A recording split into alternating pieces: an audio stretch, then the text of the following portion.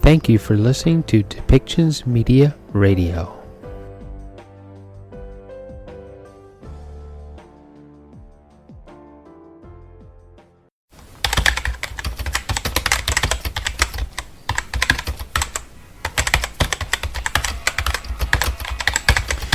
Welcome to Policy and Rights, the show about human rights and government policy.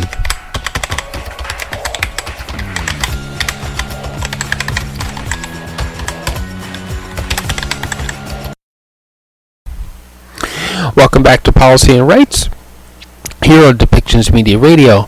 I am Michael Clogs, your host.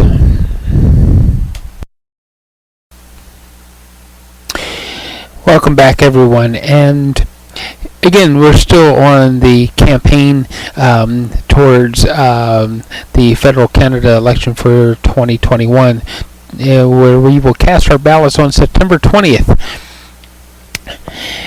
So, we have Erin O'Toole, and yes, it is a good thing to have workers and other people come to the table, and with the understanding that we need to discuss the problems that we're having, and we all need to have a stake and a say in it. And some of that could be beyond just the general elections that we hold. Some of it could be beyond that. But here's the thing: is like, and we're going to keep running back to more of the same stuff when we look at things like oil and gas. Erin O'Toole still wants to promote the pipelines. He still wants to push forward with the pipelines, even though we know that climate crisis is telling us that we have to slow down the use of fossil fuels. We have to slow down the mining of the fossil fuels, which means that the Alberta tar sands has to slow down. Which leads me to something that Anna May Paul said a few days ago, that she wishes that she could do more to help Alberta, because they should be on the foreground of innovations in renewable energies and greener ways of powering ourselves up.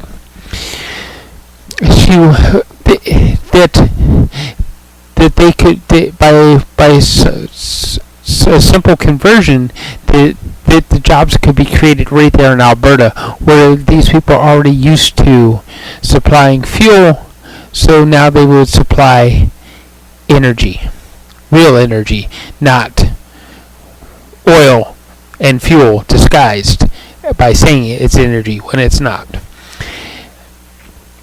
So,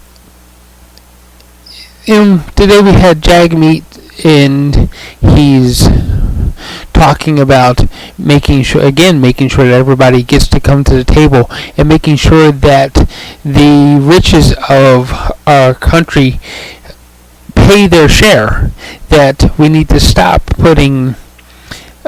subsidizing the big oil and the big business, where we can send money directly to workers with different programs, ensuring that we all get a taste of the good life. So then we have $10 a day daycare, which is being proposed by the Liberal Party. They're going across the country, and they're promoting new ideas of early childhood education and daycare, so that women have an equal chance at the marketplace and at careers and so forth. And we also heard not so long ago that Anna May Paul was talking about the culture of Parliament Hill, and how the culture of Ottawa is stacked against women, is stacked against people who are visible minorities. and she quoted recent people who left their seats as MP and decided not to run for re-election because of that specific culture. We need change, is what everybody is saying, but are we going to see change through all the campaign promises, or are we going to see more of the same thing? Are we going to see more of Canada stepping up on the global level to cut emissions and help us achieve a negative emissions?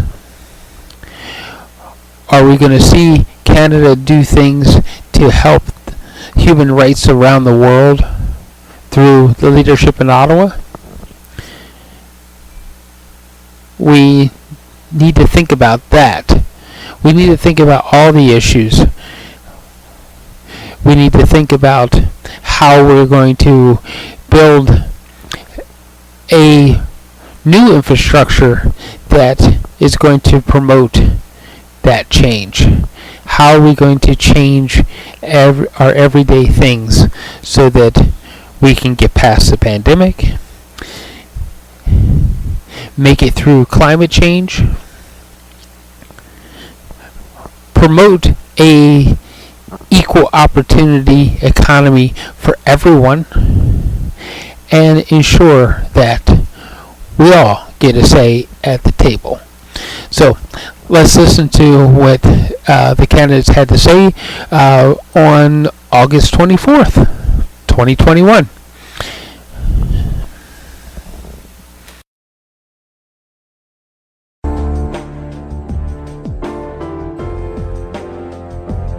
Thank you for listening to Depictions Media Radio.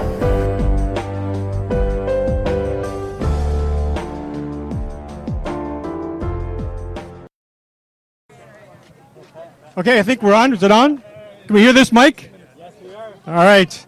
Let me first say thank you, everyone, for attending, and welcome to the mountain.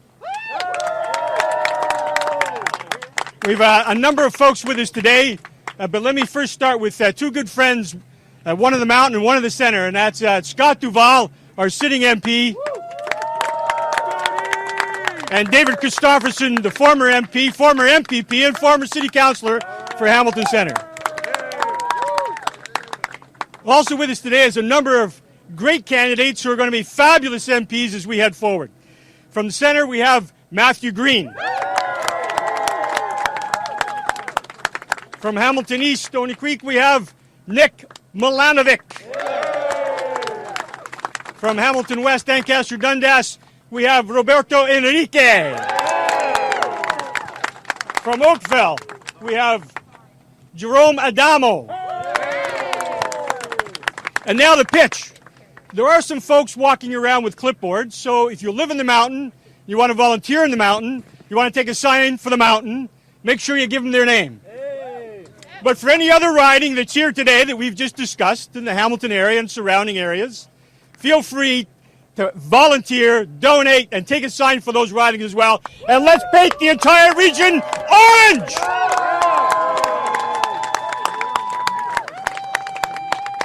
And we have other friends with us here today as well. We have Monique Taylor, the sitting MPP for Hamilton Mountain. We have Alison Sealis, who's the candidate for Flamborough-Glanbrook. And we also have Lauren Newick, who's also, where's Lauren? Lauren's back there. Lauren Newick, who's the federal candidate down in Flamborough-Glanbrook. Come on up here, Lauren. And so as you can see, we got orange all around us. We just need to make sure we get them all elected and make sure this place is orange from the GTA all the way to Fort Erie. But we really have a couple of special guests, and let me introduce the one.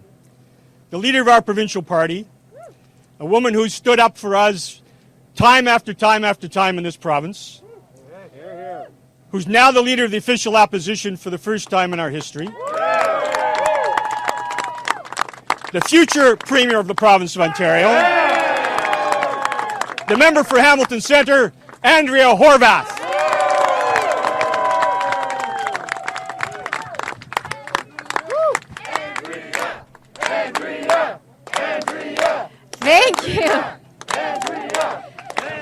Thanks so much, everyone. I'm so grateful to be here with all of you. Can you feel the energy? And it's not just coming from the sun. It's coming from the NDP, equally as orange as our sun. Give it up for Malcolm Allen, the fantastic candidate for the Hamilton Mountain riding. A couple of our MPPs are here as well, as you've heard. Monique Taylor, the MPP for this riding, Hamilton Mountain. Sandy Shaw, the MPP for Hamilton West, Ancaster Dundas. And I just want to make sure everybody sees Alison Sillis, our candidate for Flamborough-Glanbrook, a riding we're taking next time around. I can't tell you how thrilled I am to be here to announce or to welcome our federal leader, my federal leader, Jagmeet Singh. You know, Jagmeet and I share the same vision of a Canada where everybody can live their best life, where nobody is left behind. It's a vision that we can make a reality, and we know that every single day, that's what Jagmeet does. He fights for that vision where everyone can build their best life. And so I'm proud not only to be here as the provincial leader, but to be an absolute friend, colleague, and a person who has had the privilege and the honor of spending a lot of time side by each inside the provincial legislature. And so please help me to welcome to our great city of Hamilton, our one and only leader of our national party, Jagmeet Singh, and the next Prime Minister of Canada.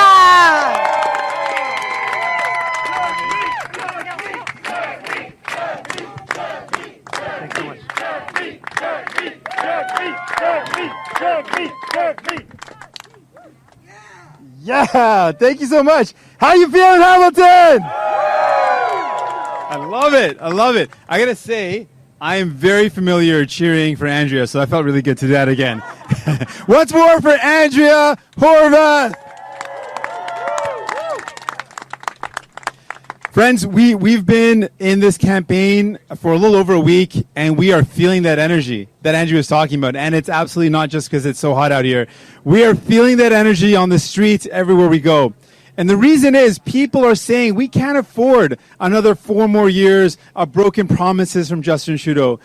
People can't afford 4 more years of a housing crisis where the housing price here in Hamilton has doubled while he's been in power. We can't afford to compete with companies that are snatching up billions in dollars of Canadian real estate. A Canadian family can't compete with that, nor should they. We know that better is possible. You know the big question we keep on getting? People keep on wondering, how are we going to invest in our healthcare? How are we going to get rid of profit in long-term care? How are we going to expand our healthcare to include medication for all? People wonder. There's a good reason why they wonder, because they've seen this show before. Right now, we're hearing Justin Trudeau make promise after promise. Erin O'Toole is making promises, but they've got 2 options in their playbook. Either they're going to cut existing help to people, or they're going to put the burden on the very same people that have struggled. We are the only party that's presenting a third option. Why don't we make billionaires and millionaires start paying their fair share and invest in people? That's our plan. We believe that the billionaires should start paying their fair share, and we invest that into people, into tackling the housing crisis, into tackling healthcare, to make sure we expand it to include mental health services, pharmacare, and a well-funded, publicly delivered healthcare system. And we know in this pandemic, one of the worst tragedies, one of the most shameful, a national shame, is that this pandemic hit our seniors and loved ones in long-term care the hardest. They bore the brunt of this pandemic with their lives. And one of the worst parts of that is because for-profit long-term care put profits instead of people. We are going to put an end to for-profit long-term care homes across this country. So friends, are you ready for this election to show that there's another way forward? Are you ready to send a message that we don't have to be stuck between liberals and conservatives? Are you ready to make sure the ultra-rich start paying their fair share? Then let's get it done and start electing here Malcolm Allen and re-electing Matthew Green and electing Nick Milanovich and Roberto and New Democrats across the country. Let's make it happen, my friends. Thank you.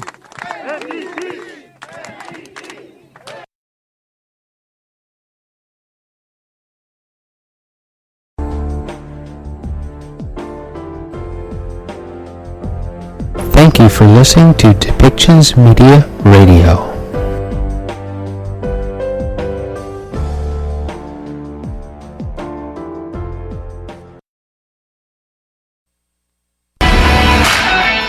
Good evening, ladies and gentlemen. I'm Erin O'Toole, leader of the Conservative Party of Canada, and I'm pleased to welcome you to our telephone town hall tonight. We're also live on Facebook and on YouTube to take questions from you. Tonight, I'm talking with Winnipeggers about the path to recovery and how Canada's Conservatives will secure the future.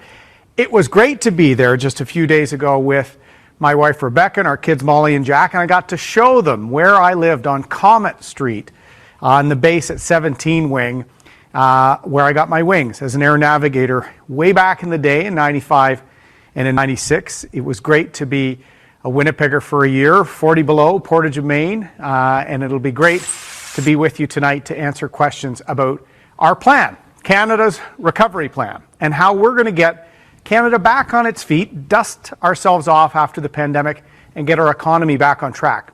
If you have a question for me about our recovery plan or our vision for a more united, prosperous Canada, hit *3 on your phone now, and you can ask me live.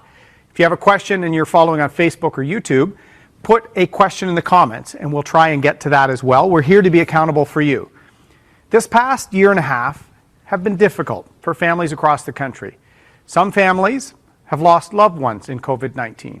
Other families have been hit by lost jobs or reduced hours. And we're all facing the cost of living crisis. We're seeing prices skyrocket.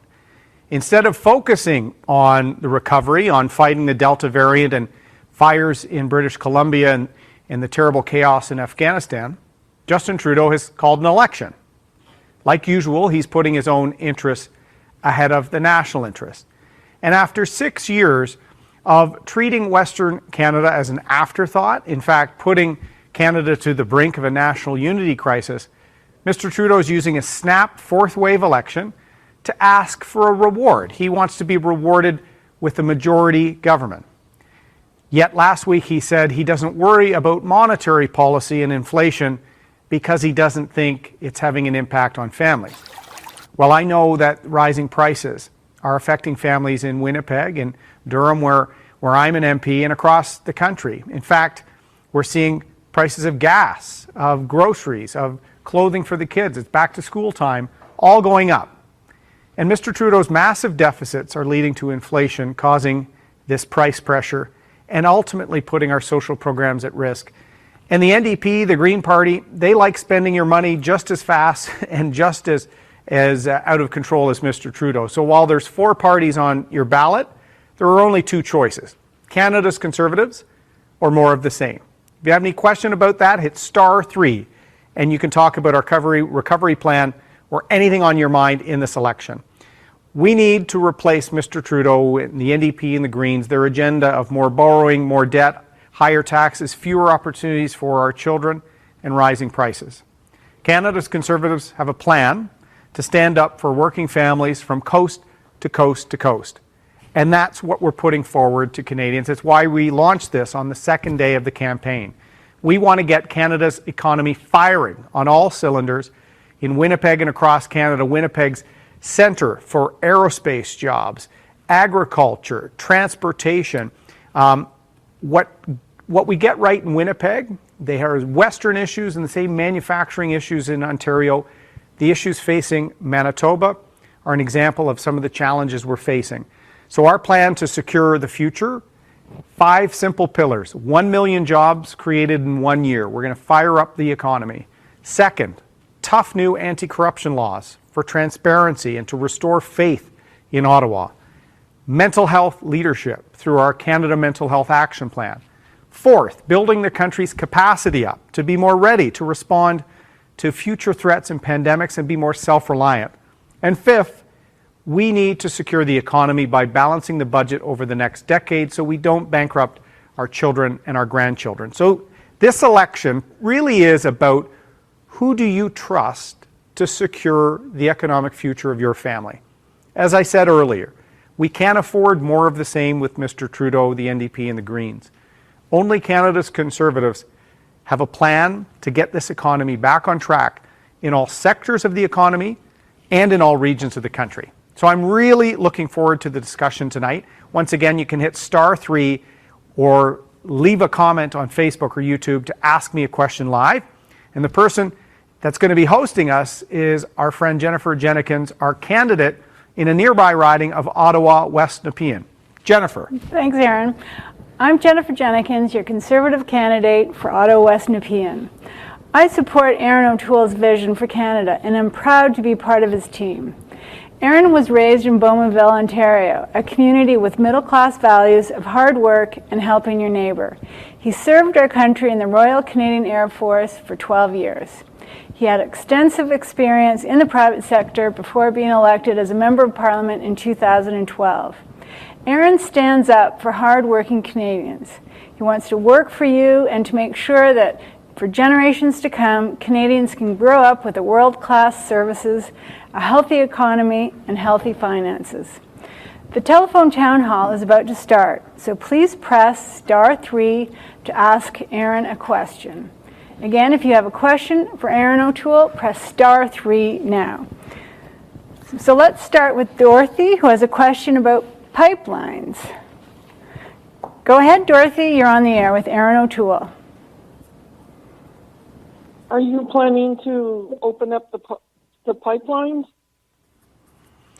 Thanks, Dorothy. The oil flowing again in this country? Go ahead. Oh, thanks, Dorothy. Yeah, this is probably one of the biggest areas where Mr. Trudeau's not only made our country less prosperous, he's actually divided the country in the process. 6 years ago, when I was in the cabinet in the Conservative government, we had 3 pipelines going through regulatory approvals to get Canadian resources to market, to get a better world price for a finite resource that helps all Canadians.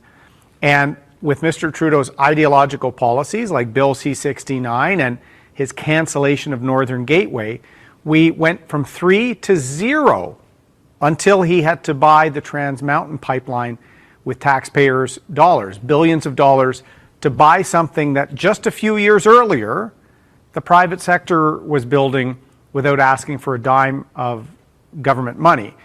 He backed himself into a corner because of misguided ideological policies that have also led to division in the country, because Ottawa has limited the ability for not just our country to benefit from better prices for our energy, but it's hit tens of thousands of families, and we've seen a flight of jobs and investment.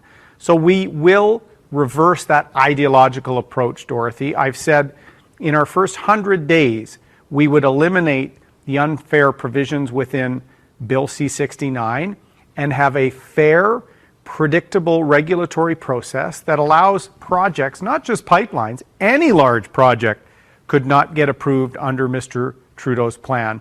That is not going to lead to jobs and investment because it's basically driving away any certainty.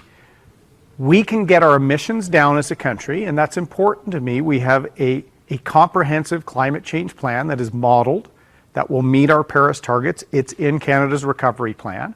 But we also have to get our products to market. We have to get better prices for them, because in the last few generations, there's been no one sector of our economy contribute more to our quality of life, to healthcare, to education, to jobs in all parts of the country than natural resources and energy. And I think we need to be world leaders on environmentally and socially responsible energy and resources while we get emissions down but get our products to market.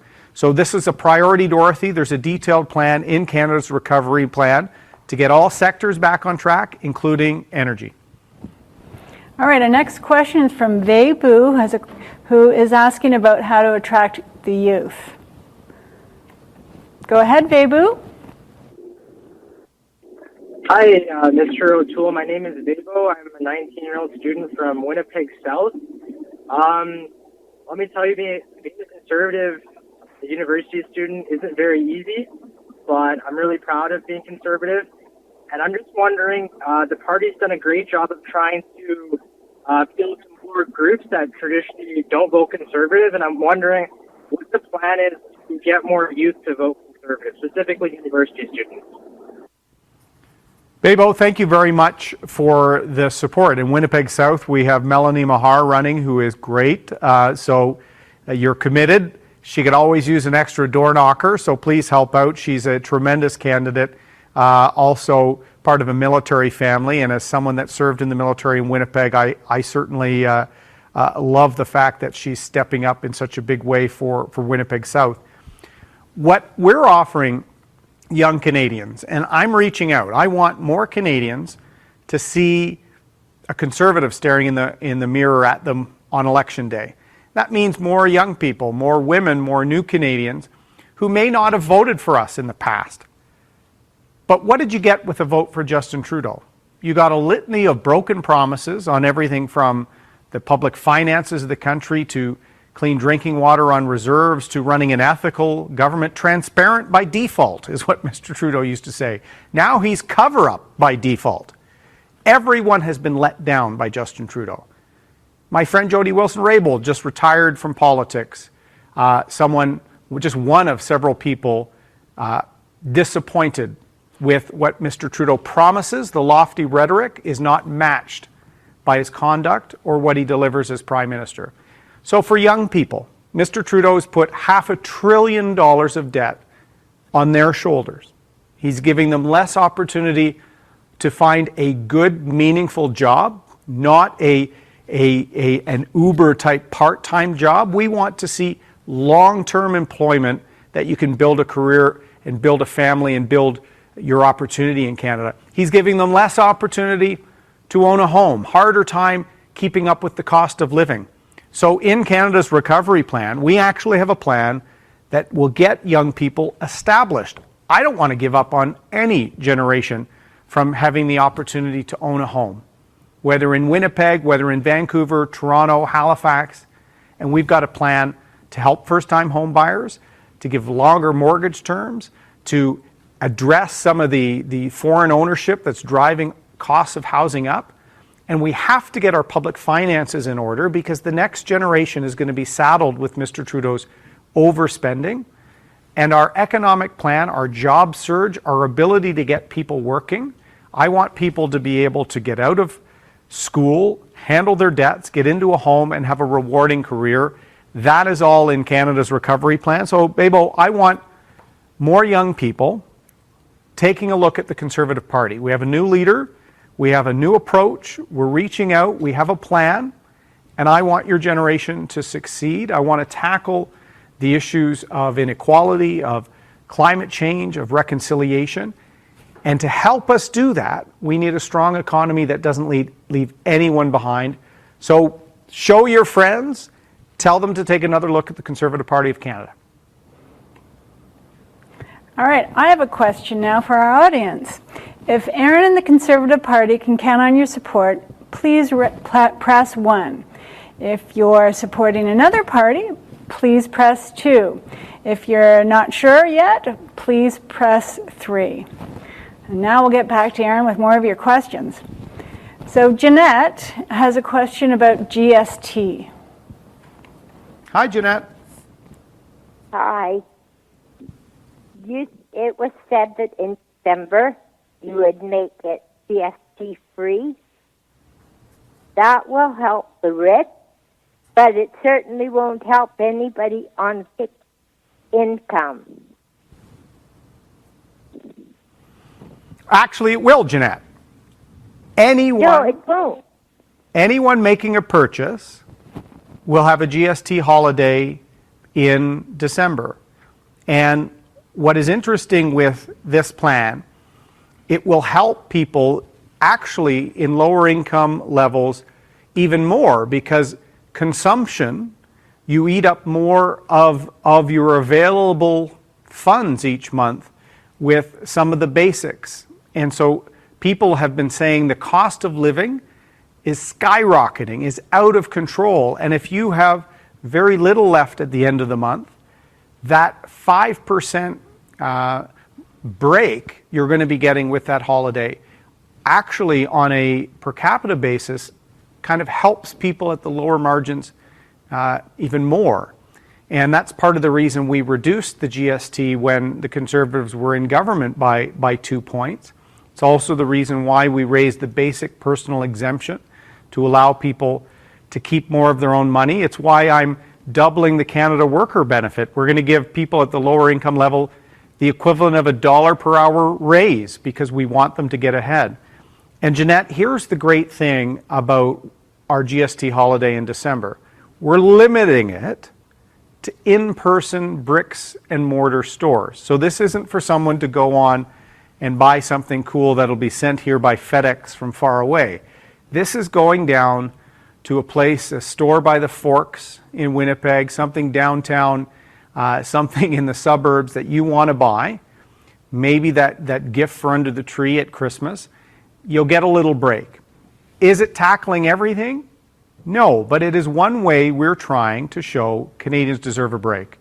We're also pushing hard on the grocery chains to have a grocery code of conduct and take a strong line on price fixing and other things because we want to see as much downward pressure on prices as possible because, Jeanette, we do know people at the lower income levels, seniors on fixed income are getting squeezed, and our GST holiday in December is just one example of Canada's recovery plan giving Canadians a break. The other parties are making it more expensive, are always driving up costs and taxes.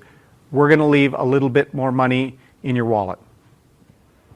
Okay, our next question is from Matt, who has a question on the aging Air Force and Navy. Go ahead, Matt. Yeah, Mr. O'Toole, as a retired Air Force maritime navigator like yourself, my question has to do with procurement, probably more than anything in the military.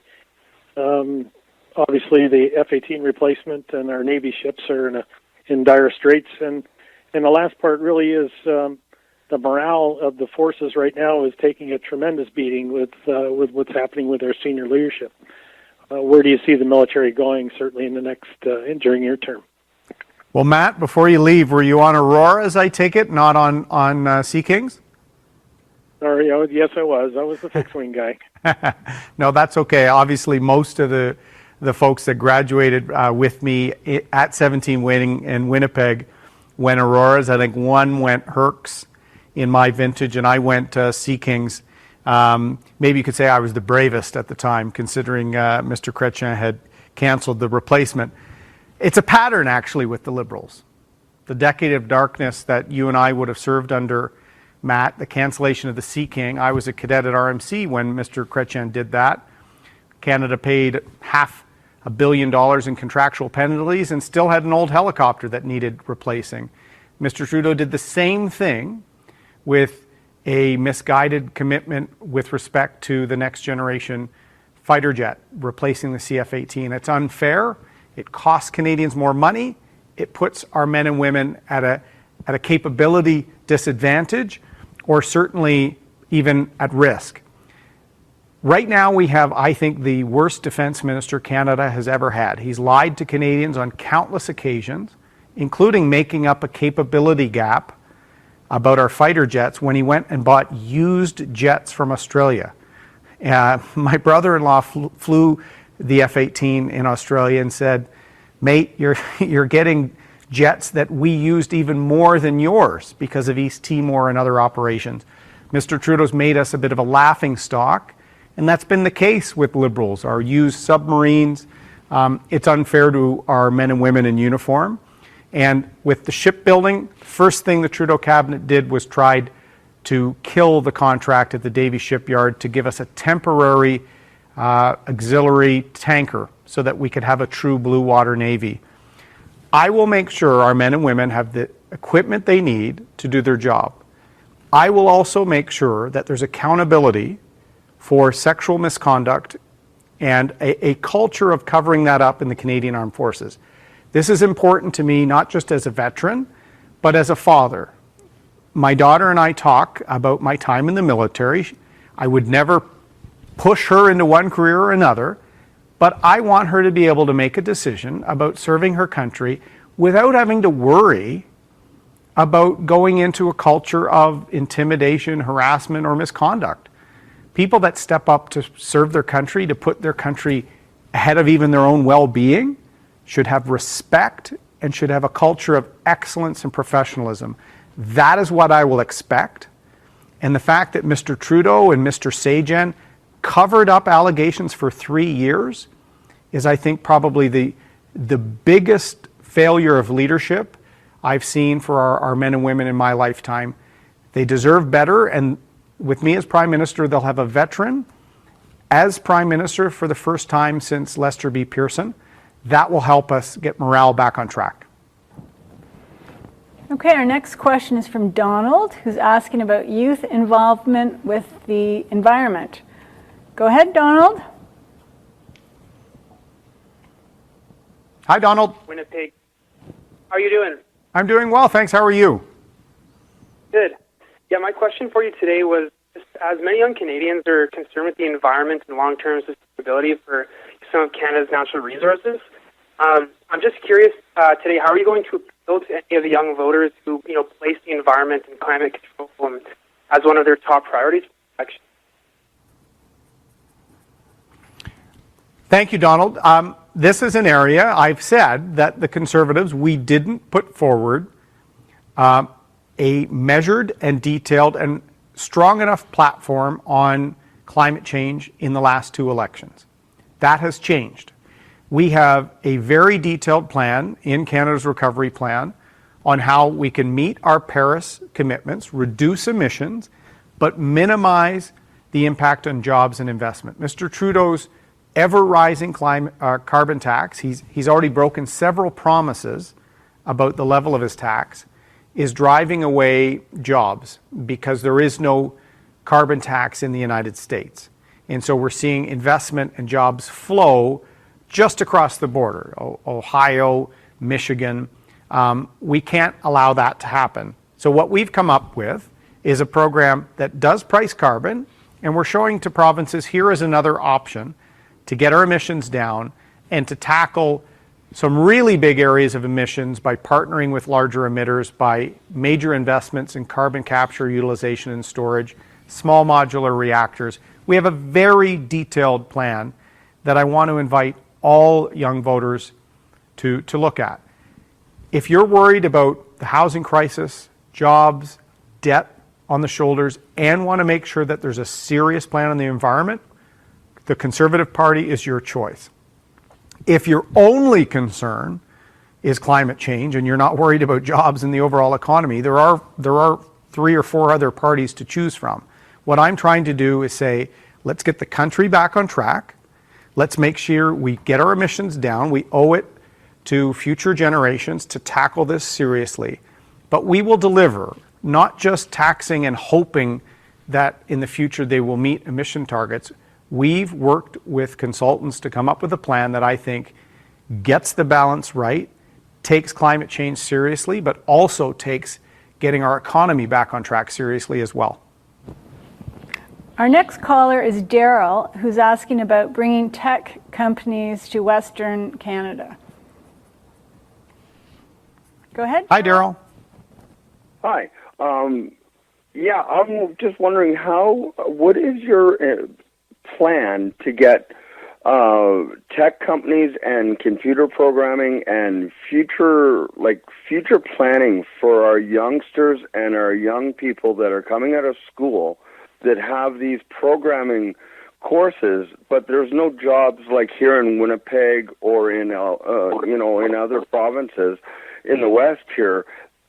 We need to bring them out here. I want to know how you plan on incentivizing them to come out this way. Well, that's a great question, Daryl. And I want you to know, when we created Canada's Recovery Plan, it came as a result of us not only having dozens, literally hundreds of meetings developing this policy, reaching out to employers, business organizations. We spoke to some in different parts of the country. So we met with Skip the Dishes and some of the tech startup hub in Winnipeg. And so we did similar things in Vancouver and elsewhere.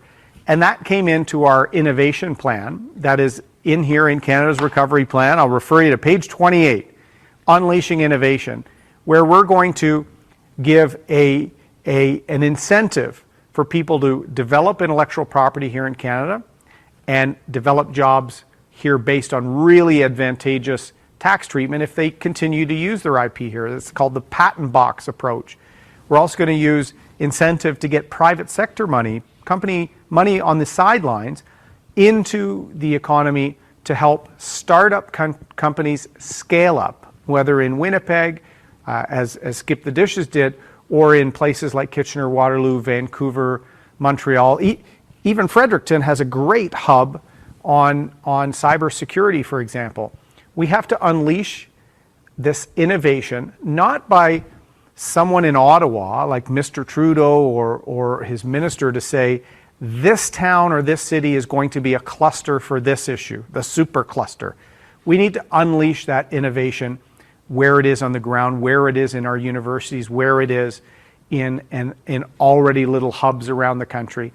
There is that in Winnipeg, and there's huge potential to further that. So we have a very set of ambitious targets. We're also going to incentivize some first mover advantage areas where, whether it's carbon capture, utilization and sequestration, whether it's small modular reactors, hydrogen, a range of areas where there's an environmental plus and there's already great Canadian intellectual property leadership. So Daryl, I think there's huge potential for Winnipeg to continue to build on what is already a bit of an innovation hub there by not government directing it, but by putting a playing field that encourages investment, encourages staying in Canada, not selling to or moving to the United States. Okay, our next caller is Jeff, whose question is on universal basic income. Go ahead, Jeff. Hello, Mr. O'Toole. Hi, Jeff. And thank you for your service with the Air Force. We appreciate that, all you guys do out there. Thank you. I would like to know your thoughts on universal basic income. It seems to be a topic of today. No one gets left behind, the military motto. Sure, I'd be happy to. I don't support a universal basic income. And some of the folks that have suggested it doesn't leave anyone behind have actually been proven not to be correct. The most significant examination of UBI was recently done by the government in British Columbia, an NDP government supported by the Greens in a coalition at the beginning when they looked at this. And they actually found it would not address the inequalities to the extent that most people suggested, which is why a left of center government is not proceeding with it.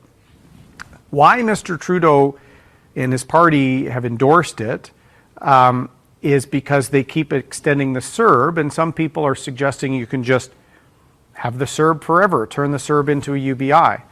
What we're already finding, Jeff, is a lot of employers. I just spoke to one on a previous call who has dozens of openings at his manufacturing facility and can't find employment. We hear this in hospitality. We hear this in tourism. When we were in Manitoba, we heard this as well because it's disrupting the labor market. What we need to do is get people to work and then to help people at the margins. So we're doubling the Canada Workers Benefit. We're also doubling the disability supplement as well. And we're trying to get people the help they need to get on their feet and to address some of the cost of living challenges. The real risk of a UBI is it will hollow out Canada's ability to have the very generous social safety net that we have. We need to have strong health care, and we're investing $60 billion in new money. 6% increase per year is our plan. Major investments in mental health and wellness. We have old age security, which is not a pension. It's funded by government revenues. If we suddenly have a major drop in people being employed in the private sector, we won't be able to fuel this important part of our social safety net. And no one came to Canada to go on a government program. People came to Canada for opportunity. And if we unleash that opportunity, if we get people back to work, as I said, in all sectors and all regions, then we can help folks in our community that are struggling, whether it with addiction, with dislocation, we can do retraining, with disabilities. I want us to have a generous and compassionate society, but we have to have a society of striving to be the best within your abilities, and then making sure we look after our neighbor. The UBI would slowly undermine that, and I understand there's some goodwill in people not wanting people to be left behind, but Jeff, BC looked at this and decided it was not the appropriate course of action. So in Canada's recovery plan, we have a number of measures directed at people that are at the lower margins, and we want to make sure the country has the fiscal capacity to have a strong and generous society, and that's what we will ensure with our Canada's recovery plan. Our next caller is Michelle, who has a question on reconciliation with Indigenous peoples. Go ahead, Michelle. Hi there. I'm really excited about the campaign that's happening so far, and my question is about non-Indigenous Canadian participation in shaping reconciliation. I know that there's the TRC report, and it seems that most party leaders are using that as sort of their sole document for reference for reconciliation, and I'm concerned that only Indigenous voices and Indigenous people's conversations with the government is going to address all of it, and that non-Indigenous Canadians are just sort of marginalized in the conversation. Well, that's an interesting question, Michelle, and I'm glad you asked it, because I often say all Canadians have a role in reconciliation. And that's why Conservatives, we've supported a number of initiatives, even putting that commitment in the citizenship oath, for example. It's why I've asked Mr. Trudeau to move forward on calls to action 71, 76, dealing with missing children and grave sites at former residential schools. This is a heartbreaking period as the extent of these former sites are being explored and the tragic news is coming forward. But there are so many ways non-Indigenous folks can help, and can help the whole country on the path to reconciliation. And I think we all have a role. I often refer to my time in law, where I did a bit of work connecting the private sector community with Indigenous entrepreneurs. I did that through the Canadian Council of Aboriginal Business, an amazing organization that has connected First Nation communities with opportunities for investment, that has helped build Indigenous supply chain networks in not just the resource sector, but in other parts of our country. When Mr. Trudeau, erodes our capacity in energy and natural resources, he's hurting Indigenous communities the most per capita. Suncor, as an example, has Indigenous supply chain requirements, and they spend about $900 million a year through Indigenous-led supply chain businesses. That's great innovation, and likely come up with by people that were non-Indigenous looking at ways to partner. I've spoken to the Indigenous Friendship Centers across the country helping urban Indigenous populations. They will often have some people within their volunteer networks or even on staff who are non-Indigenous. I think we all have a role to play here, and it's time for concrete action, which is why I've said I want Indigenous governance to oversee some of our commitments here, because I really worry there is almost, as we've seen with Mr. Trudeau, he'll say, I'm moving on all 94 calls to action. I'm ending boil water advisories. I'm doing this, but then he has no plan to deliver. And I think that sets back reconciliation. So we need governance. We need all Canadians to play a role. And this will be a centerpiece of what we do. And Canada's recovery plan has several specific initiatives that I think will really ignite economic reconciliation, which I think can be a real boost for all parts of that journey. Okay, we're going to get back to Erin in just a moment again because I have a question for our callers. If Erin and the Conservative Party can count on your support, please press 1. If you're supporting another party, please press 2. If you're not sure yet, please press 3. And if you're really not sure and you have a question, hit star 3 or put a comment. And if you've been disappointed and voted Liberal in the past, let us know what disappointed you. I often say the ethical scandals and the lack of a commitment on things Mr. Trudeau promised in the past is leading to a constant sense of being let down and disappointed. Let us know if you are, because we want to restore your trust and earn your vote. Okay, so next we have Susan, who has a question on how you're going to pay off the debt in 10 years. Go ahead, Susan. Thank you. Good evening, Mr. O'Toole. You said you were going to pay down the debt in 10 years, and you're going to create 1 million jobs. So my question is, are the 1 million jobs new jobs, or are they jobs that were lost during the pandemic? And are they going to help to pay down the debt, or are they going to have to be cut somewhere? Thanks, Susan. I'm glad you're holding me to account on the plan, and I'm happy to talk about it. So when you say debt, it's deficit. So we have an operating deficit, and every year that turns into debt. So our debt is over $1 trillion now. I'm not eliminating the debt in 10 years. That would be a big task. But we have to stop adding to it. Mr. Trudeau has added to it every year. He put on close to $100 billion of debt before COVID, in good economic times when we had high employment. Mr. Trudeau said he would never run a deficit bigger than $10 billion. He's never had a deficit even close to $10 billion. In fact, the last one pre-COVID was in the $35 billion range. Irresponsible is the hallmark of Mr. Trudeau's financial record before COVID-19. And now we have an out-of-control deficit with no plan, just continuing to kick down the road the same programs that were put together in an urgent fashion at the beginning of the pandemic. That is not leadership. Leadership is making sure we adapt, get people back to work as they can, have the back of people that are completely displaced, as we saw in some highly affected sectors, put the support where it needs to go, and not where it's helping friends and insiders like with the We Charity scandal. So our commitment, Susan, is to eliminate the deficit in 10 years. We're not going faster than that because we don't want cuts. In fact, we're going to spend on healthcare, on mental health, on wellness, and in the short term, we want to reverse the reliance economy, relying on government, to relying on opportunity.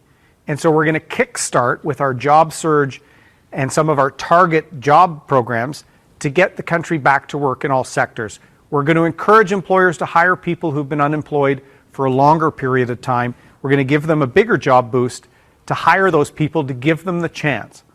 And that's where our job commitment comes. Coming out of the pandemic, there's 300,000 to 400,000 people still not employed, particularly in highly impacted sectors. And then there's several 100,000 more that are part-time or underemployed.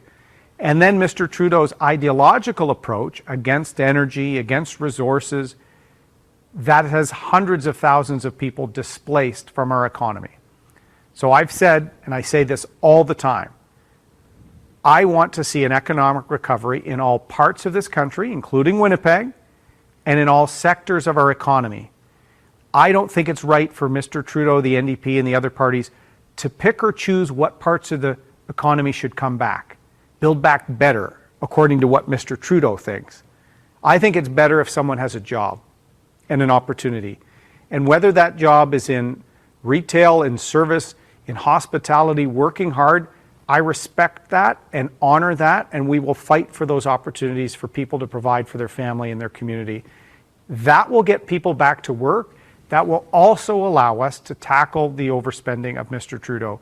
So our 10-year plan is based on coming to balance in a way that is fair, that is equitable, and focuses on some of the short-term challenges coming out of a very difficult year and a half for our country. Our next caller is Don, who has a question about health care. Go ahead, Don. Yes. Thank you, Mr. O'Toole. Appreciate your willingness to answer questions this evening. There has been an accusation by our Prime Minister. You favor a two-tier health care system. Would you be very clear in sharing with us this evening exactly what you believe regarding a two-tier system and whether you would be in favor of that and whether you would seek to implement such a health care system in Canada if you were elected? I'm glad you asked this question, Don, because there's already been some misleading allegations and mischief being played by the Liberals in a campaign we shouldn't even be in. Let me be perfectly clear. I 100% support our public and universal system. Full stop. Mr. Trudeau knows that, which is why Mr. Trudeau and Ms. Freeland misled people with a tweet and were caught. The first time that a global social media company has highlighted misleading conduct in a campaign in Canada is this Liberal campaign. It's completely disappointing, and it's a sign of a government that is run out of gas, has no ethics, and no plan. I'm happy to put my commitment to Canadians alongside Mr. Trudeau's any day. He called this election and has no plan. I've been leader a year, literally today, and have a plan called Canada's Recovery Plan, Don. In this plan, we're investing another $60 billion of new funds into our public universal healthcare system to get it back on its feet. In addition, there's additional funds for addiction that I announced in British Columbia at a recovery home yesterday, and for Indigenous health and mental health more broadly. That is why talking about getting our country back on track, not just people working and the economy strong, I want families well and strong. So the fact that I launched our plan with detail on day 2 and on day 8, Mr. Trudeau's lying to people about my plan and about my own record shows we deserve better in our Prime Minister. Our next caller is Jamie, who has a question about workers on boards policy. Go ahead, Jamie. Hi, Jamie. Are you there, Jamie? Well, while you're teeing the next one up, I can tell you, I was hoping to get this question because this was my announcement today. I want working Canadians to know they can have a seat at the table in decisions that relate to their job, to their business, and the well-being of their family. So for federally regulated companies that are of a sufficient size, we're going to require worker representation on the boards of directors. So federally regulated, for folks that are wondering what that means, that's banks, that's telecommunication, that's rail, which of course in Transcona, a real rail hub, having lived in Winnipeg, I know that. I think that's showing working Canadians who I've reached out to since the very first speech I gave. I came from a town where my dad worked at GM. I want to make sure that workers know that they're going to have a seat at the table and they'll always have an open door in the decisions of a government I lead, because I want opportunity. Whether you're in a unionized workplace, whether you're a small business owner, I want to get this country moving again, and that's my commitment with respect to our announcement today on boards.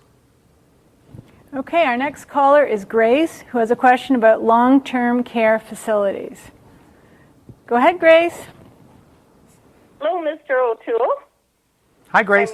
Please have this opportunity to bring forth the issue of long-term care homes across Canada. They have been in a deplorable state, and I would like to know if federal government plans to do anything about it, especially in the area of physiotherapy. Great question, Grace. And this has been an area where the pandemic showed serious weaknesses and serious gaps in our systems across the country. Each province has unique needs. And of course, in my own province of Ontario, when the first wave hit, we weren't ready. And long-term care is an area that we have to learn the lessons.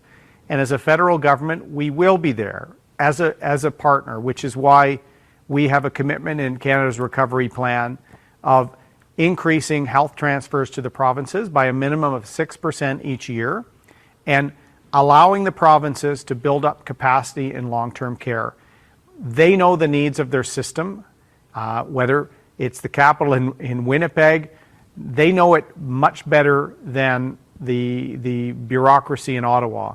So we want to partner here and not have an Ottawa knows best, but we do want to see an approach for long-term care and filling the gaps. On services, health services like physiotherapy and other things, those are decisions about the provincial system and what services may be covered at what amount.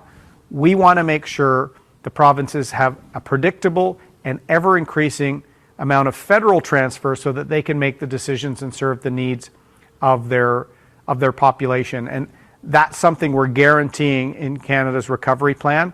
We're going above that, Grace, in a few areas related to mental health to work with some nonprofits and some providers on the ground. We're going a little further on addiction. But really our focus on building long-term care capacity, we're earmarking some money specifically for that, but we really want the provinces to take the lead, and any way we can bring together the provinces to tackle this together, that's how we will act as a federal government. So I have a question again for our callers. If Erin and the Conservative Party can count on your support, please press 1. If you're supporting another party, please press 2. If you're not sure yet, please press 3. So our next caller is Gurdeep, who would like to know a little bit more about minority governments. Hi, Gurdeep. Hey, how are you, my friend? How are you doing? I'm doing very well. How are you? Fantastic. I am so thrilled to see how this campaign is running along.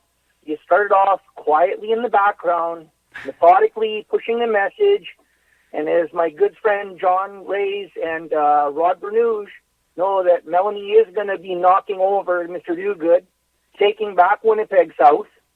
And in addition to all of this, all I want to know is that you can't go into it, but do you actually have a plan to put in a 1-2 punch near the end to make sure that we don't be a minority government, but we actually win a majority? Because if we believe and we keep dreaming and we keep pushing, we will get there. And I just want to know if you're actually got something in mind. Without, obviously can't share details, but are we kind of like in that kind of a role right now? Well, thanks, Gurdeep. Look, listen, John Reyes is a really good friend, an MLA, and he sailed on a different ship in the Royal Canadian Navy than I did. I was on board St. John's, and we have a lot of fun teasing each other about which is the best ship in the Navy. But I can tell you this, our 1-2 punch is Canada's Recovery Plan. Now, we put the punch out on day 2 of the election because I want Canadians to know that we have a plan for everyone to get the country moving. And I'm a new leader. I wanted to say, here's what I'm going to do. We did not whip this together on the back of a napkin, as Mr. Trudeau is doing right now, asking for people to give him some ideas, because after 6 years, he clearly has none. He's out of ideas and out of passion for the job, it seems. Our 1-2 punch is a plan to get people working in all sectors and in all regions. I think that's what people want. They don't want Mr. Trudeau, as he did today, to re-announce something he announced several years ago and didn't deliver on then, and what's going to change now. People are tired and cynical of politicians who make promises with no plan to get there. This is a detailed plan on jobs, on accountability, on mental health leadership, on building our capacity as a country, and getting our finances back in order in a way that's fair to get people working and help address some of the issues with the pandemic. I think it's exactly what we need. And Gurdeep, you know some people that know me. I make commitments to deliver on them. And that's what I've done in uniform, in the private sector, in my charitable work. I hope my kids say Dad always follows through on what he says, except when it comes to punishments, because I am very soft. But that's my record, and I'm putting it out there for Canadians to see, and I hope to earn their trust. That's going to be consistent from beginning to end in this campaign. Our next caller is David, who has a question on foreign home purchases. Go ahead, David. Mr. O'Toole, it's great to see the campaign unfold. I'm very encouraged, and it's great that you're taking some time to speak to Winnipeggers. The foreign purchase of homes, obviously, right now in the last number of months, we've seen a very overheated real estate market right across the country, in virtually every corner. That is not always the case. Often, when our good neighbor Alberta booms, Manitoba sometimes suffers a drain of population, and our housing suffers. You made a commitment for a period of time in this program, but could it be very apparent that some areas were not holding up or became off? Is there flexibility there? Look at a region-by-region approach. You know, that's a very interesting and important question, David, and I'm glad you looked at our housing policy, and it's been great to see some commentators seeing the Conservatives. We put together a very substantive and thoughtful set of policies to tackle the housing crisis. We're the only party that has done that. And on the ban on foreign non-resident purchases, if you're only using the Canadian real estate market to park some money for protection, you have no intention of coming here and starting a career or bringing your family here or living and paying taxes, for 2 years, we are going to stop that, because we have to take a serious look at how we can get the housing crisis under control. And we think a 2-year period can allow us then to reassess that. And what you're saying, David, is something that we did hear in our consultations and our work on this. Should this have been just something we did with respect to BC and Ontario and some places that were particularly impacted? We didn't think that was the way to do it. We think it should be a 2-year pause on this concept of parking money in Canada. In BC, there's also an inquiry underway on the fact that money laundering in some ways was also being a part of one of the pressures on the real estate market in the Lower Mainland. So we think for 2 years, it's a pause. It also lets us get our million homes in three-year commitment rolling with specific other policies, lets us make some changes to mortgage rules and terms, get the other aspects of our plan in place.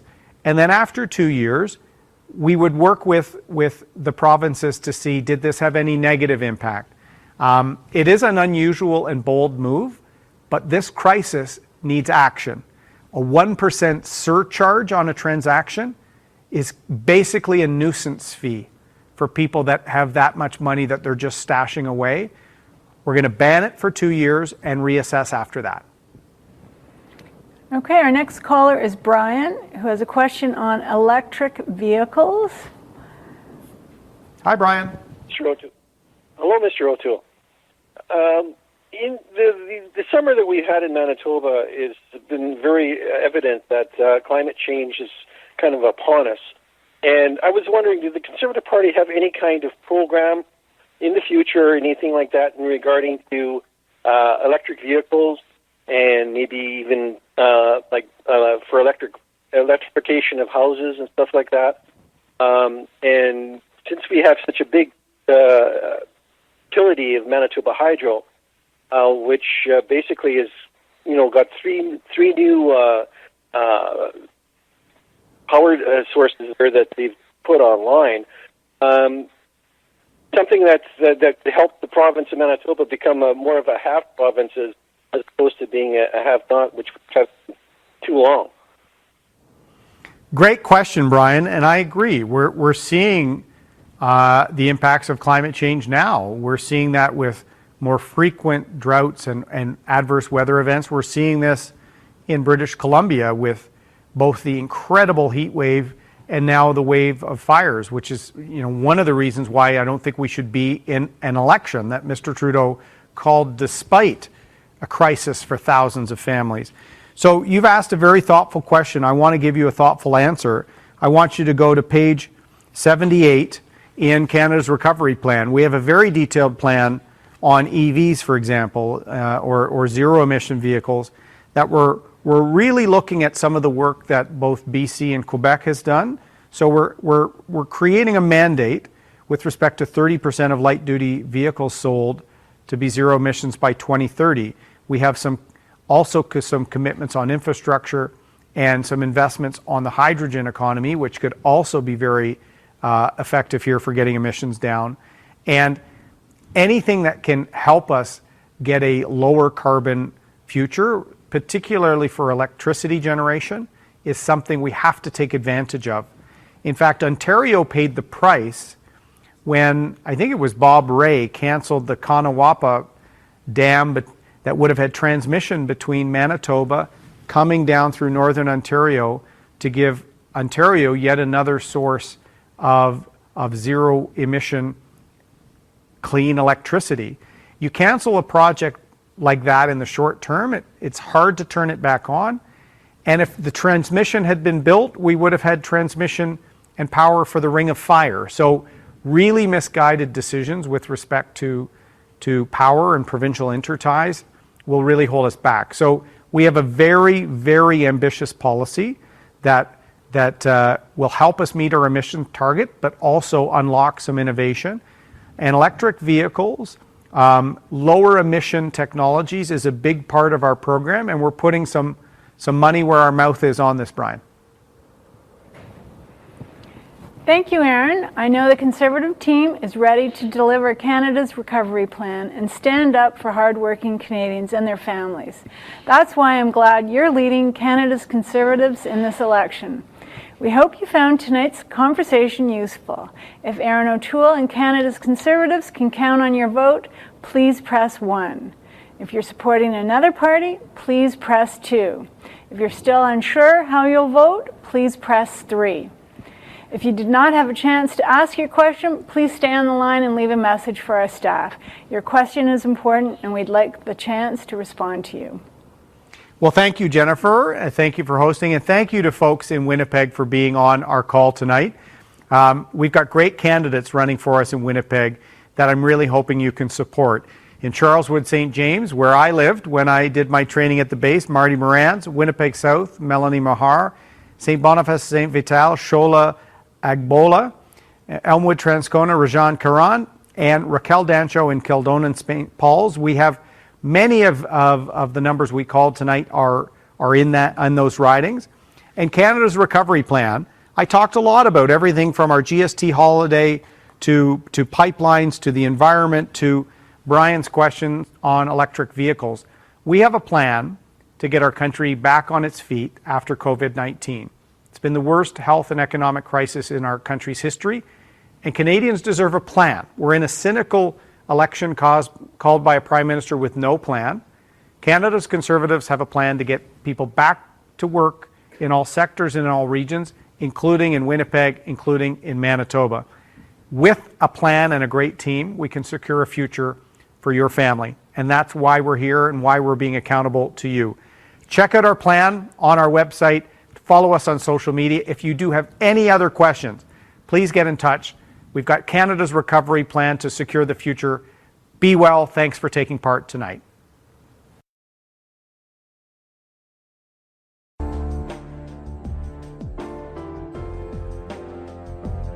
Thank you for listening to Depictions Media Radio.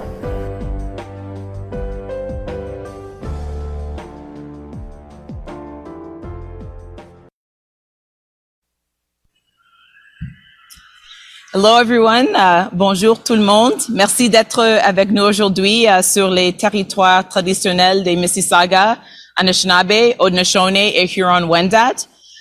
We are here today on the traditional territories of the Mississauga of the Credit, the Anishinaabe, the Haudenosaunee, and the Huron-Wendat. We are incredibly thrilled to be here. I'm taking the people of Canada on a tour of this very special community of Toronto Centre Today we're on Winchester, and we are surrounded by co-ops, Fieldstone, Bleecker. We're surrounded by a number of co-ops. This is a co-op community all around us, something that we used to invest a lot in and that we have not invested in very much for a very long time.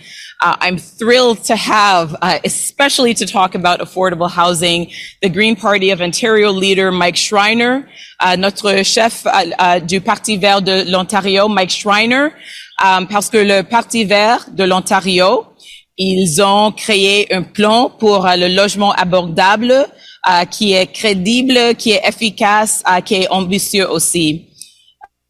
Today of all days, having Mike with me is particularly special because we are speaking about affordable housing.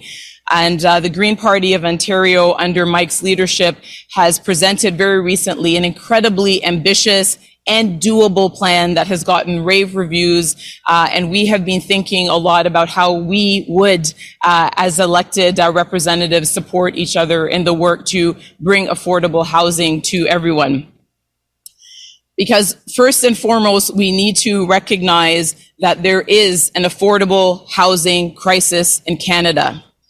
Il y a une crise de logement abordable au Canada. I understand that this morning, Mr. Trudeau announced the Liberals' plan for affordable housing. And I would say to that if anyone, any party fully understood the urgency of the affordable housing crisis in this country, then they would be planning to return to Ottawa as soon as possible to get urgent action done. In the last session of Parliament, our MPs, and particularly our MP Paul Manley from Nanaimo Ladysmith, led a request for an emergency debate on affordable housing, a motion recognizing the crisis in affordable housing. Letters to the minister requesting detailed urgent action on affordable housing. And so my question would be to Mr. Trudeau and the Liberals, why, if you understood the crisis and why, if you're introducing a plan today, did you not A, support any of those initiatives in the House when you had the opportunity in the last session, and B, why are we in this election? And I think I'm going to be asking that question every day. Why are we in this election instead of getting to the work at hand, instead of getting people the urgent help that they need, because they do need that help? We have recognized in our National Housing Strategy Act that housing is a fundamental right. Il y a un droit fondamental à l'accès à le logement abordable et on l'a reconnu dans notre stratégie nationale sur le logement. But despite that, and even before the pandemic hit, we had almost 2 million Canadians living in unsuitable, inadequate, or unaffordable housing, and almost 2.5 million more who experienced core housing needs in 2020. Here in this community of Toronto Centre, just around the corner in St. Jamestown, a quarter in the last census, a quarter of people were living in inadequate housing, and half were living in unaffordable housing. Ici à Toronto Centre, plus d'un quart de tous les résidents paient plus que 50% de leurs revenus sur le logement et sur l'électricité et l'eau. And this is one of the top 20 least affordable ridings in the entire country for rental housing. The median income is $39,000, while the average one bedroom costs $2,300. So you do the math and tell me how people are going to manage to make ends meet. Everyone is worried about housing. If you have a home, you may be worried about whether your children will ever be able to afford a decent place to live. If you are low income, you may be stuck in unsuitable housing because there is no affordable option for you. And so this is something that is a failure. It is something that has gotten worse. And we know that the situation has been exacerbated during the pandemic.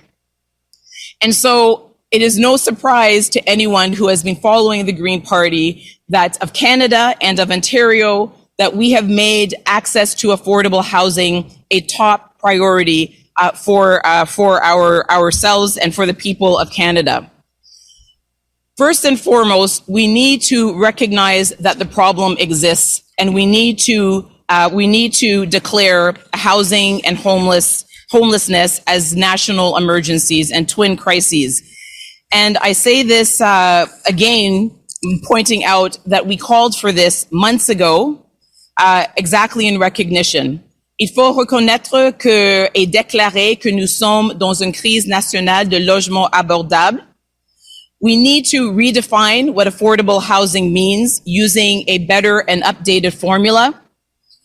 We need to immediately appoint a person that is going to ensure that we get action within the infrastructure of the federal government by appointing the federal housing advocate as was envisaged in the National Housing Strategy Act. The reason that we should be back in Ottawa now, as opposed to on the election trail, is that people need urgent help now because we are in a pandemic. We know that there are renters, low-income renters in this community that are at risk of eviction at any time. We have heard from housing advocates that we can expect a wave of evictions when moratoriums are lifted.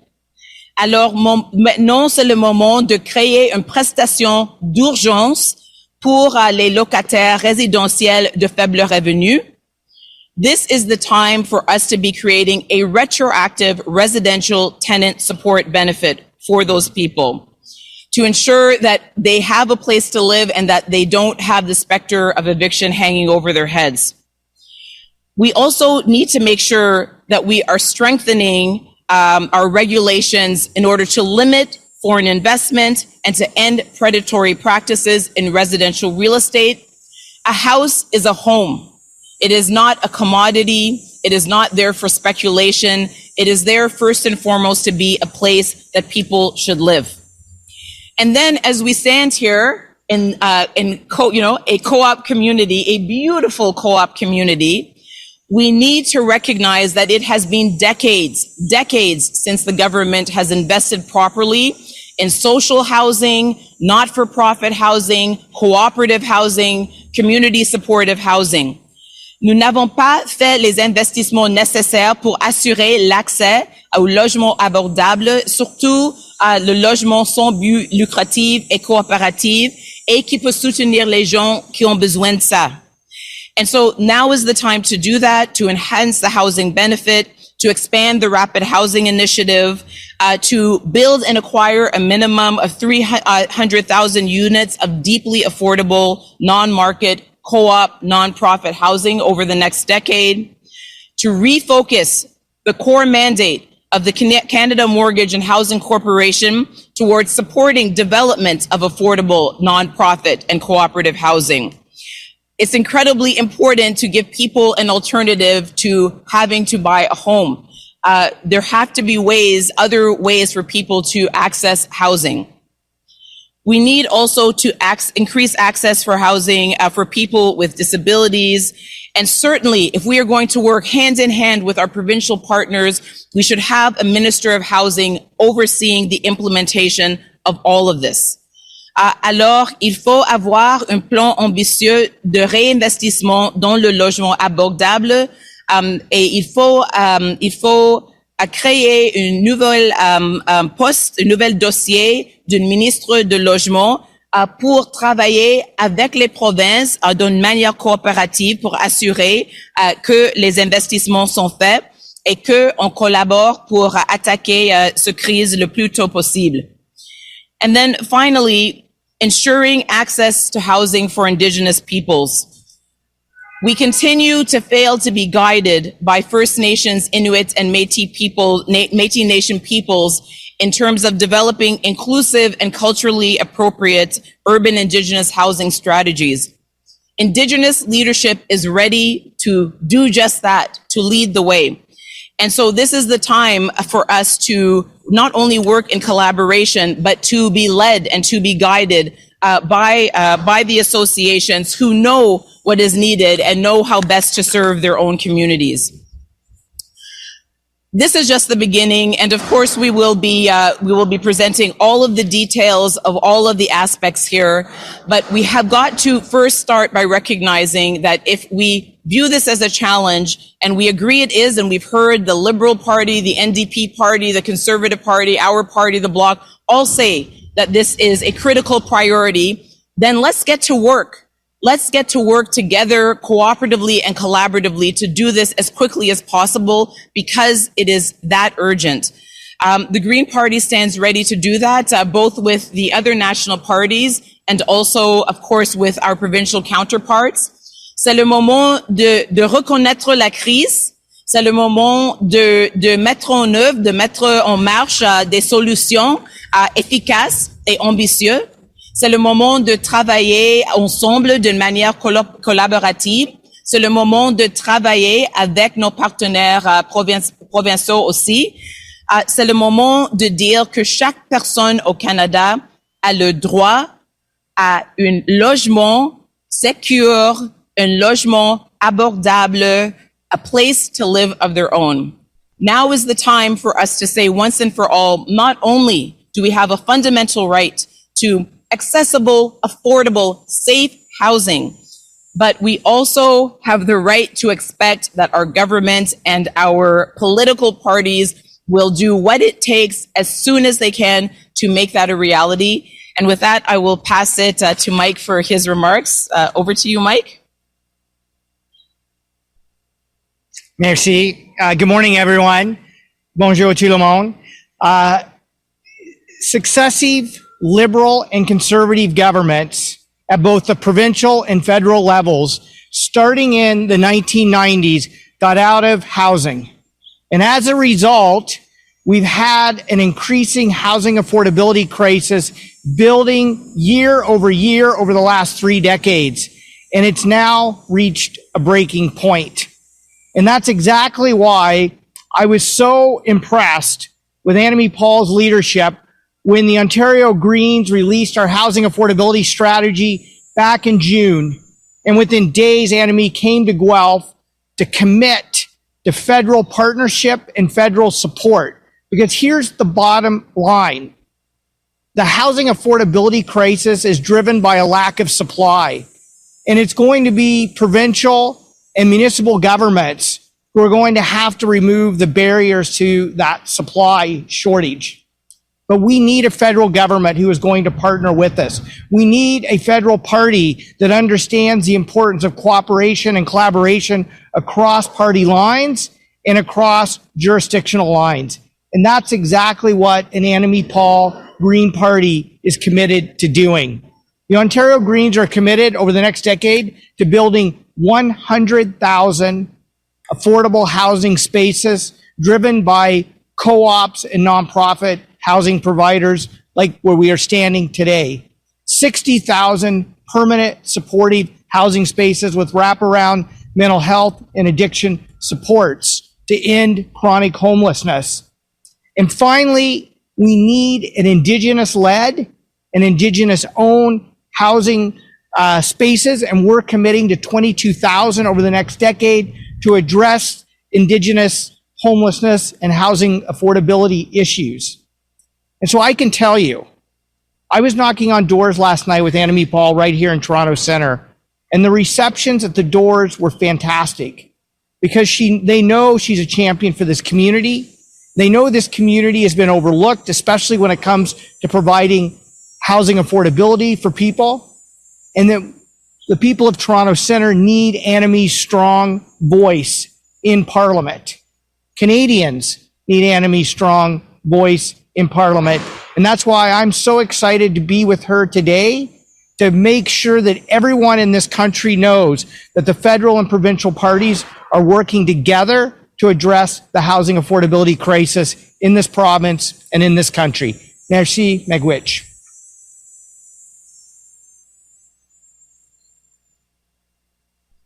Thank you so much, Mike. And yes, I mean, it was a pleasure visiting the community and showing you this wonderful community yesterday. The top question at the door was about housing and affordable housing for people in this community.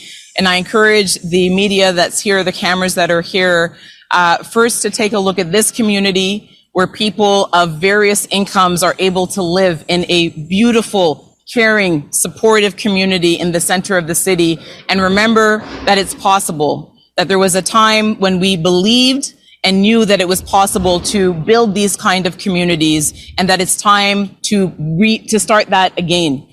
And then after you've left this, so that you remember what is possible and what people in Canada can do when they are ambitious and determined and want to make sure that every person in their community is taken care of.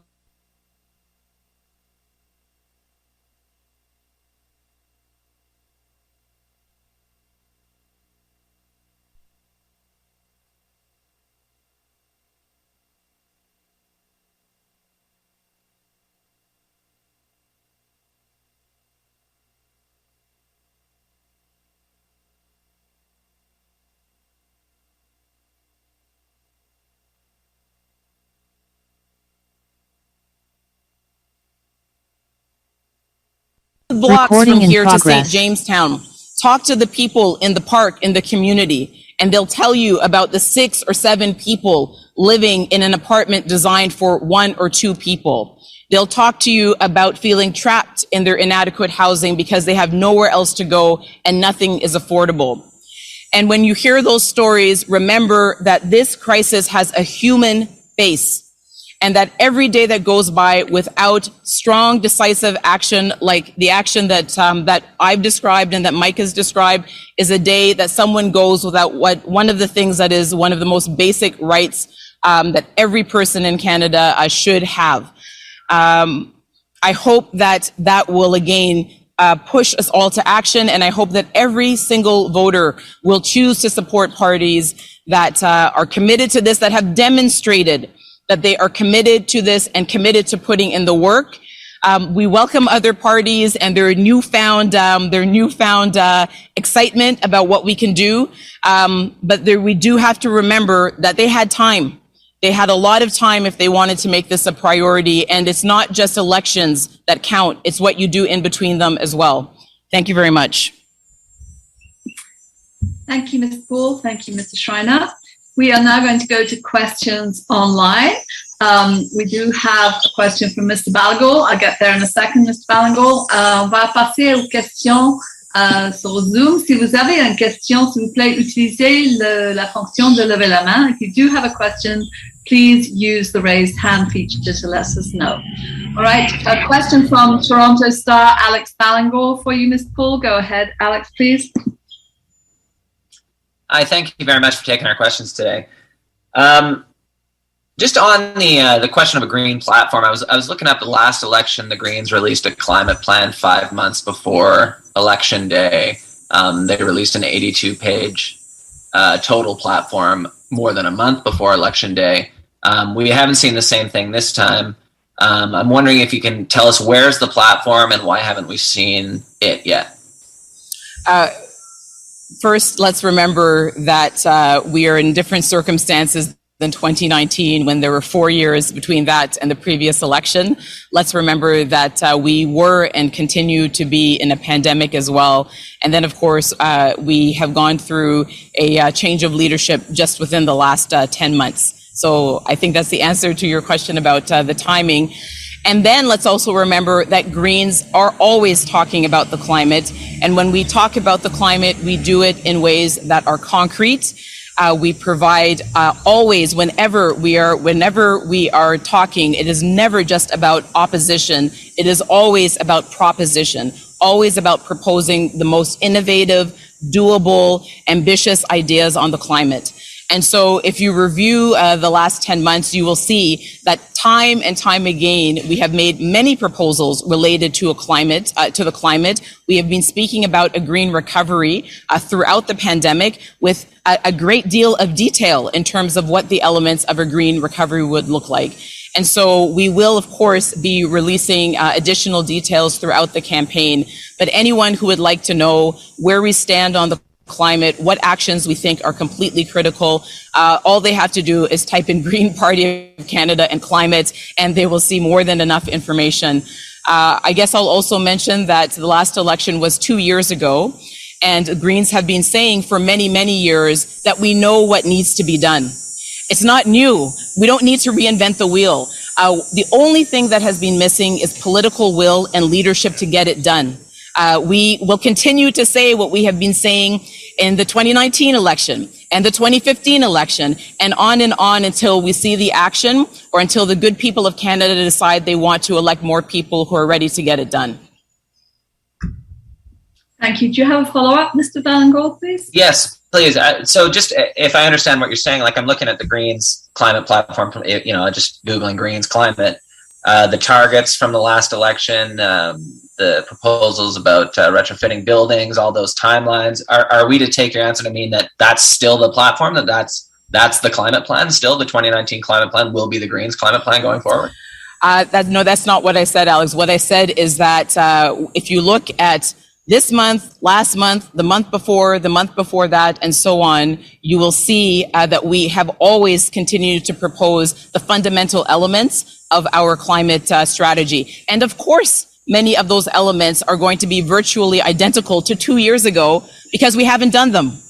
We haven't seen the action, and as a result of that, our greenhouse gas emissions are up. We are the worst polluter amongst the G7. We are in the top 3 in the G20, and on it goes. And so the solutions, many of them, the overwhelming majority of them are the same. And these are not just our solutions. They are the ones proposed by the Intergovernmental Panel on Climate Change. They are the ones proposed by industry. They are the ones proposed by climate activists. So you can expect to see us reminding the people of Canada about what those elements are, presenting them again, and there will always be innovation. There will be some exciting new things that we're proposing as well. And actually, I'm going to call Phil DeLuna up here. We have extraordinary candidates like Phil DeLuna, our candidate for Toronto St. Paul's, who has a PhD in material sciences and engineering, and is the youngest director ever of the National Research Council and is specialized in innovation and clean tech. So you can always expect, in addition to what we will continue to say are the fundamentals of a green plan, that we will be proposing the most innovative, exciting ideas to get us to net zero and net negative as quickly as possible. Thank you, Ms. Paul. Thank you, Alex. We have a question from Steve Paikin, please, from the agenda. Steve, do you want to go ahead? Sure. Good morning, Annemie. Good morning, Mike. Annemie, I wonder if you could tell me whether you can foresee any set of circumstances that would get you to revisit the decision to campaign exclusively in Toronto Centre during the campaign. Thanks for the question, Stephen. Just to clarify, I always said the bulk. The bulk of my time will be spent here, and it will be spent here. I certainly, as we're seeing today, the majority of Canadians would have preferred us not to be in an election. As I understand it, the most recent polling has something around 70% of people in Canada seeing this election for what it is, which is just a naked power grab from a party that wants all of the power at a time when we can ill afford to be in an election. So I would have preferred to be doing other things now. With the lifting of restrictions, I would have been able to do what I had not been able to do previously because of the restrictions, because of the pandemic, which is to travel widely. I was elected in the second wave of the pandemic, and since that second wave, we have had 2 more, and we're in one of them now. And so because of that, because even in this community, I haven't had the opportunity to visit people until recently, I have to spend time here earning the vote of the people that I want to represent. They have to be the top priority. That is the way that our system works. That being said, every day we do a press conference in a different part of this community, which serves as a perfect example, a perfect platform for the national issues that are on everyone's mind. Everyone is concerned about affordable housing. And here is an example of what affordable housing can look like when we put our minds to creating it. Everyone is concerned about the climate. And so we did our second press conference in an urban heat island where the temperatures are significantly higher than the surrounding communities exactly because of the impact of climate change here in urban centers. So if I can find ways to physically support our candidates, then certainly I will. There are also virtual ways as well, but everything that I'm talking about are the issues that matter to their constituents and their community as well. And I know that they understand that I need to be focusing significant time in this riding. Okay, appreciate that. My follow-up question is, you have standing two guys over from you, somebody who ran several times losing before finally winning. I presume at some point you asked Mike Schreiner, how do you win a riding that nobody thinks you can win? What did he tell you? The first thing I want to do, in case anyone didn't hear, did you hear the question? Everyone hear it? Yeah. Okay, good. Okay. I can only hear what's in my headphones.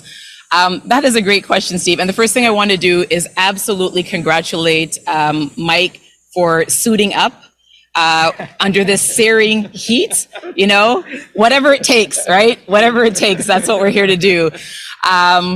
But Mike has been an incredible support. He has been a mentor. He has been a champion. I will be forever grateful to him for that. Everything that I think about when I think about what it means to be green and why I'm a green really is exemplified in Mike. And so it's just great to have him here today. It always puts a spring in my step. And Mike made that point. He said, you know, Annemie, those people that are telling you that Toronto Centre is unwinnable, these are the same people that were telling me that Guelph was absolutely unwinnable. I'd never win it. I took 20% in my election just before winning the riding, just preceding winning the riding. And people were saying, it can't be done. It won't be done. And he said, you know, I won. And until you do it, you're going to keep hearing that. And I accept that. I know that the people in this community are ready for a change.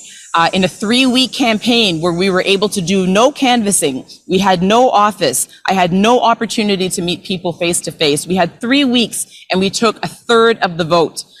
So I believe that they're ready to be daring. They're ready more than anything for the representation they deserve so that they can get the change they need on housing and other issues. And every time a green runs, it's going to be a challenge. It's going to be a struggle. We have to put in the work. I'm ready to do that. We have been doing that. And I believe that we're going to have a result that is going to completely shake the establishment and prove that anything is possible. First, Mike, then me, then Phil. Let's go. Green wave. That's right. Thank you, Steve. Ms. Paul, do you have time for one more question? Mr. Ballingall has another question for you, please. I believe that we can suffer in the heat for one more question, yes. Yeah. Thanks. Go ahead, Alex, please. Thanks very much. Appreciate you swinging back. I just want to make sure I understand exactly what you're saying about the platform. Like the policies, obviously you've been talking about policies the whole time through your leadership. You guys always talk about policies, but is there going to be an election platform document that you release? And if so, who is writing that platform document? I'll answer the second part first. The Green Party is writing the Green Party's platform. I don't know. I feel like that part was, I hope I'm not bearing the lead there in any way. And then yes, we will be releasing a platform. Absolutely. We will be releasing a full platform. I really hope that you and others who have been asking us about that are also asking the Liberals about theirs. They have not released a platform either. I know that in 2019 and 2015, all platforms also were not released right away. Different parties have different strategies in terms of how they want to release the planks of their platform. In our case, we've said from the beginning of this election that people are busy. People are distracted. People have other things on their mind. If you're out in BC and you've just been evacuated because of a forest fire evacuation order, you've got other things on your mind.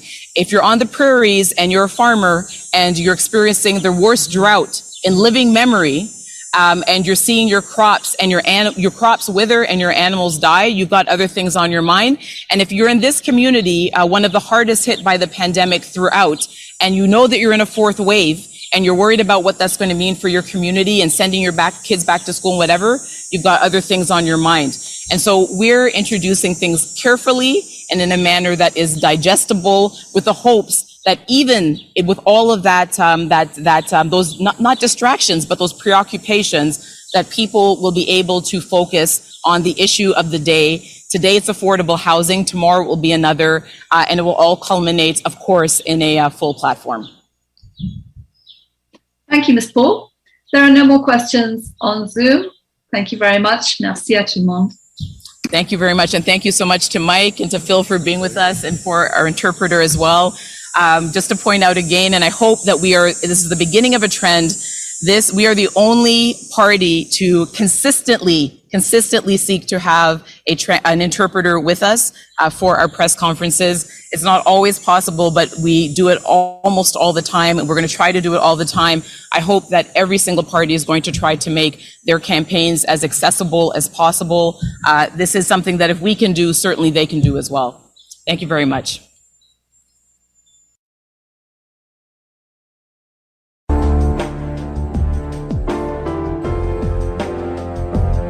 Thank you for listening to Depictions Media Radio.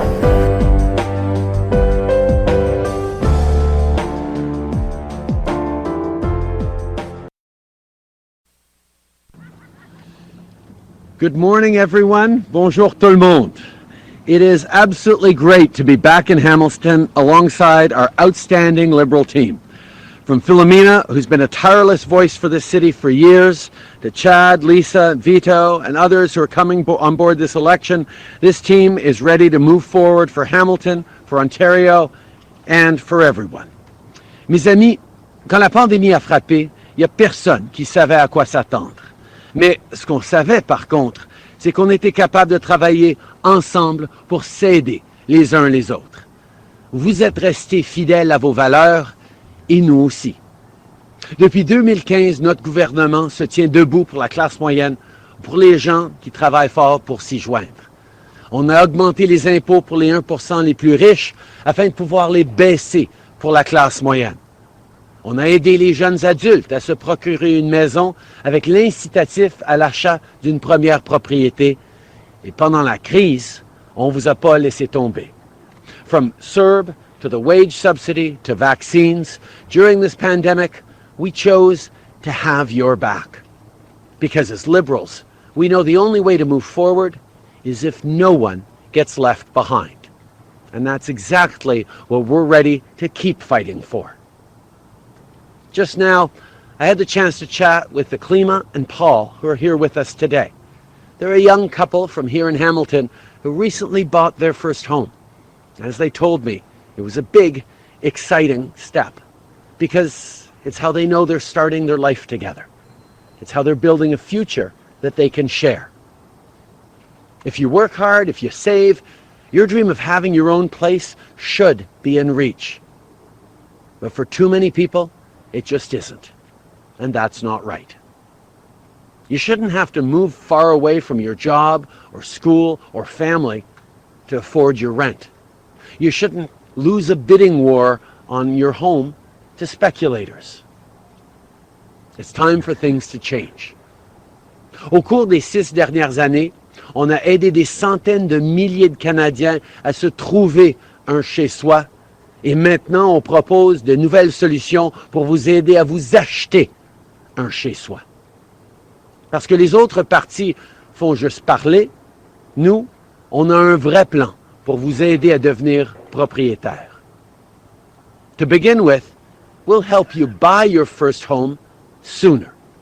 We'll get you to a down payment faster with a plan worth tens of thousands of dollars when you buy your first home, and the launch of a new rent-to-own program.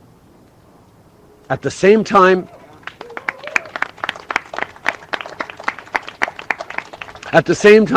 we'll crack down on the predatory speculators that stack the deck against you.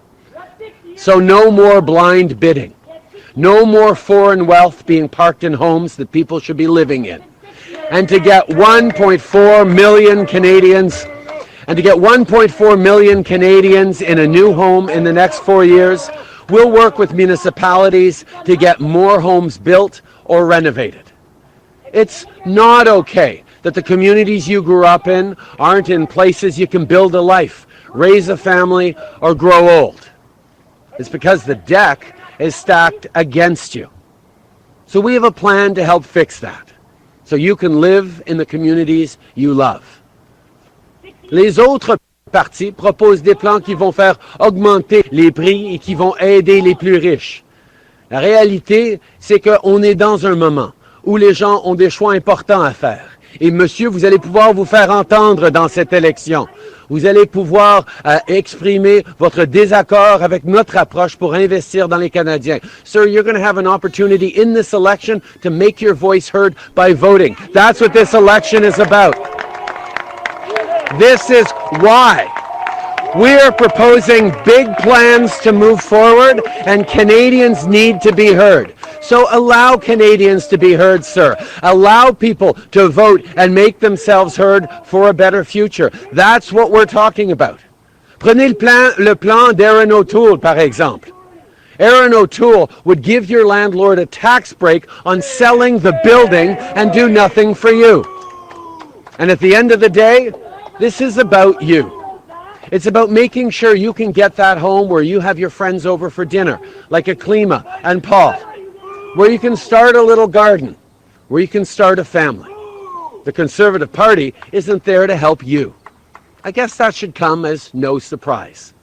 After all, the Conservative Party would do what they always do, give the biggest breaks to the wealthiest few.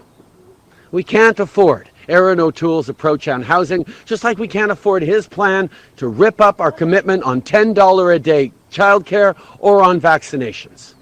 And on vaccines, let's be clear. What Erin O'Toole is planning is just wrong.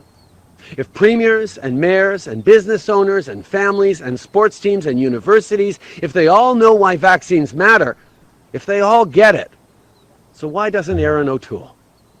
You and your family are stepping up to get your vaccine, and if you haven't already, make sure you get that done. Sir, please get vaccinated, sir. Here in Hamilton, the city is looking at mandatory vaccinations for municipal employees. The Ticats, showing why they're such incredible community leaders, are inviting fans to stay and watch their practice after getting a shot at Tim Hortons field. Even Doug Ford has said that he'll make vaccines mandatory for some essential workers. Look, there are a lot of things Premier Ford and I don't agree on.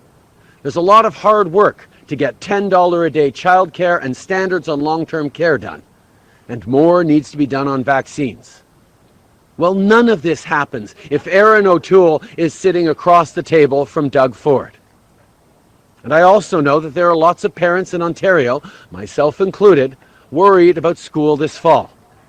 I think about my 7-year-old who can't get vaccinated yet.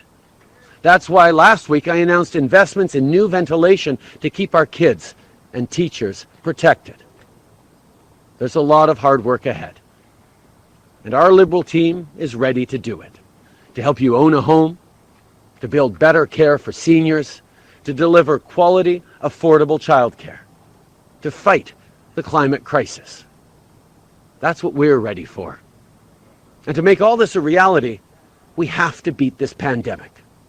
So go get vaccinated. Protect each other. That's our way forward. Because that is our choice in this election. Forward or backwards. I know where I stand. Et si vous êtes d'accord, faites-vous entendre. Votez pour continuer avec du vrai leadership qui a fait ses preuves et qui a de l'ambition. Pour du logement abordable, pour un système de santé fort, pour des bons emplois, pour un environnement propre et protégé. Whether you mail in your ballot or head to the polls in person, make your voice heard. Have your say. You can go to liberal.ca/mail to find out how you can vote now, and together, let's move forward for everyone. Merci. Je suis très heureux maintenant de prendre les questions des médias. Merci.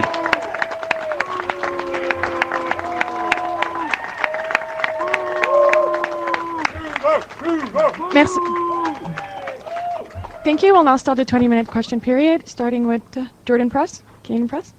Good morning, Prime Minister. Your announcement today revives and looks at expanding some of the programs you already have under the National Housing Strategy. So given that the National Housing Strategy, the 4-year-old strategy, was supposed to deal with some of these things, here we are today still talking about affordability and the cost of housing. How is this not an admission that the National Housing Strategy, as you have designed it, has been a failure? On the contrary, over the past number of years, hundreds of thousands of families have gotten new homes, have a safer place to live. We've cut down on chronic homelessness because of the national housing strategy we launched in 2017. But let's remember, in 2015, 2017, as we launched that national housing strategy, we were starting from a standing start. Because for the previous 10 years, a conservative government decided the federal government had no role to play in housing. That is wrong. That's why we stepped up and saw tremendous improvements in supporting people to get housing over the past number of years. But absolutely, there is more to do, much more to do.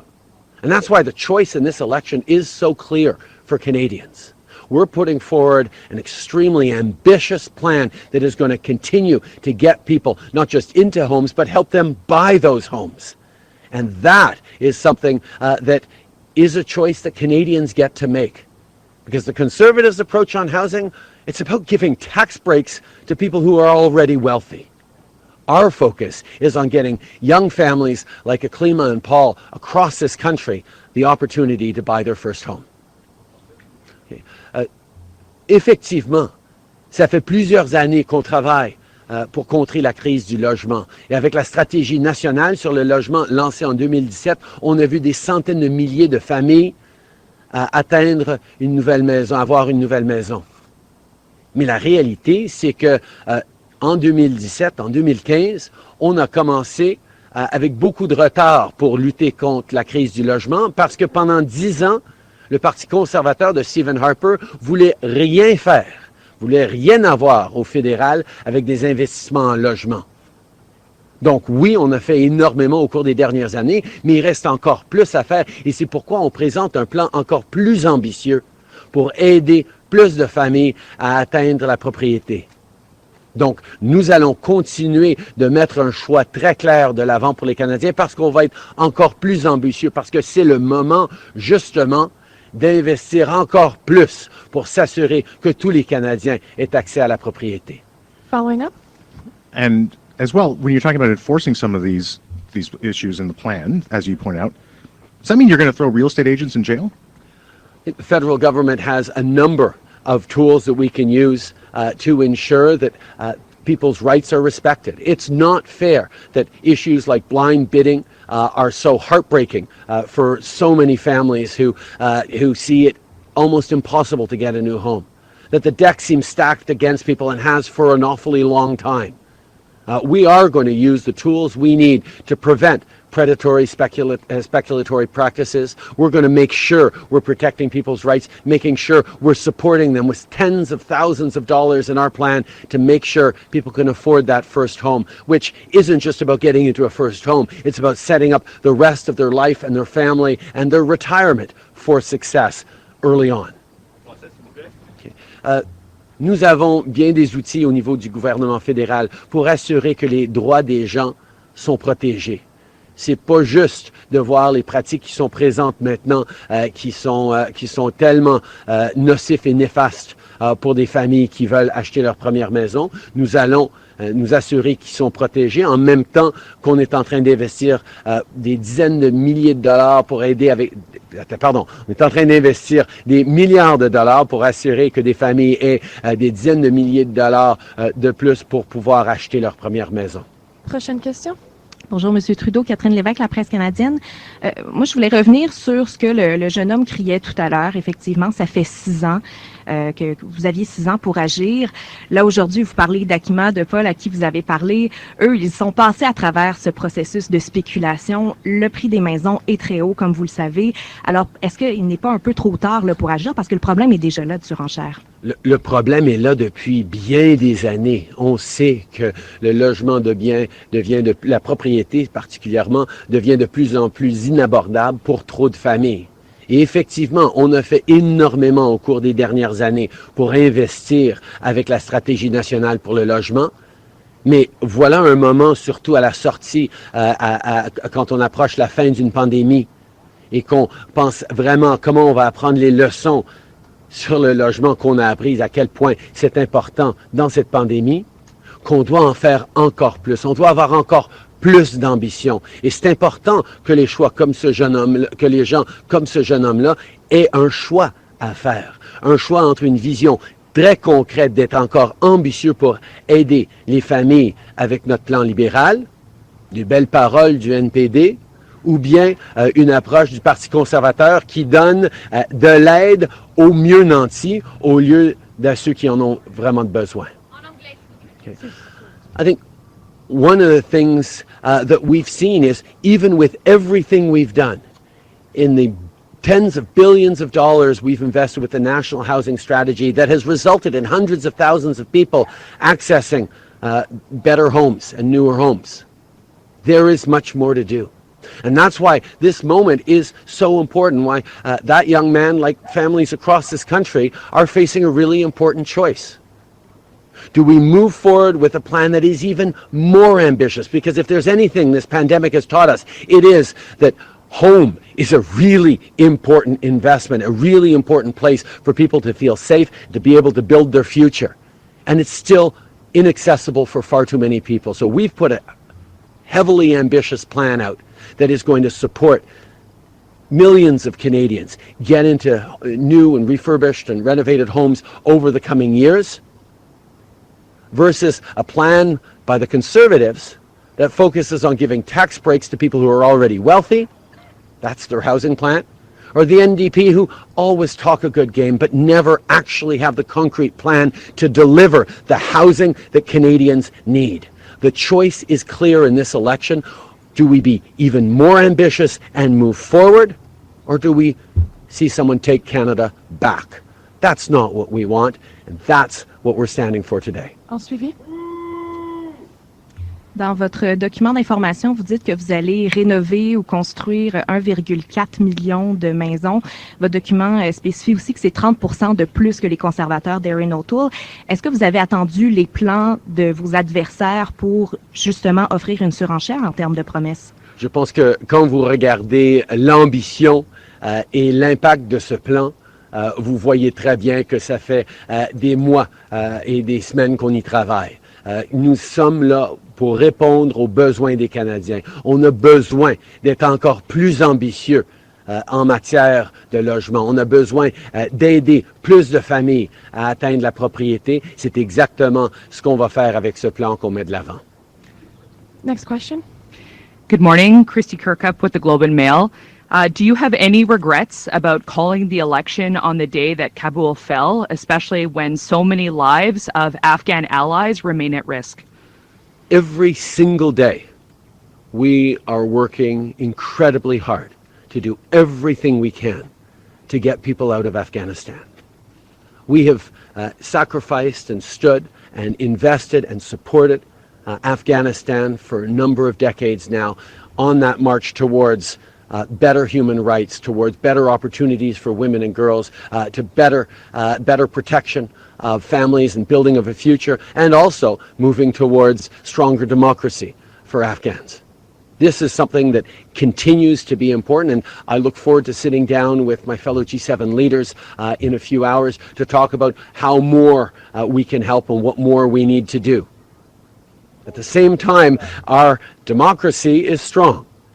At the same time, we know full well that this is a time of a pivotal choice for Canadians on how we move forward, on how we do even more for Canadians.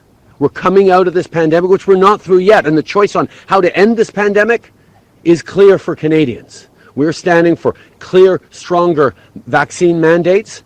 Erin O'Toole doesn't. Please get vaccinated, sir. And we're going to continue to make sure Canadians know there's an important choice about how we build a better future for everyone. This is the thing we need to keep focused on, and this is the choice Canadians need to make now, and I know Canadians deserve to have their say. Following up. But respectfully, Mr. Trudeau,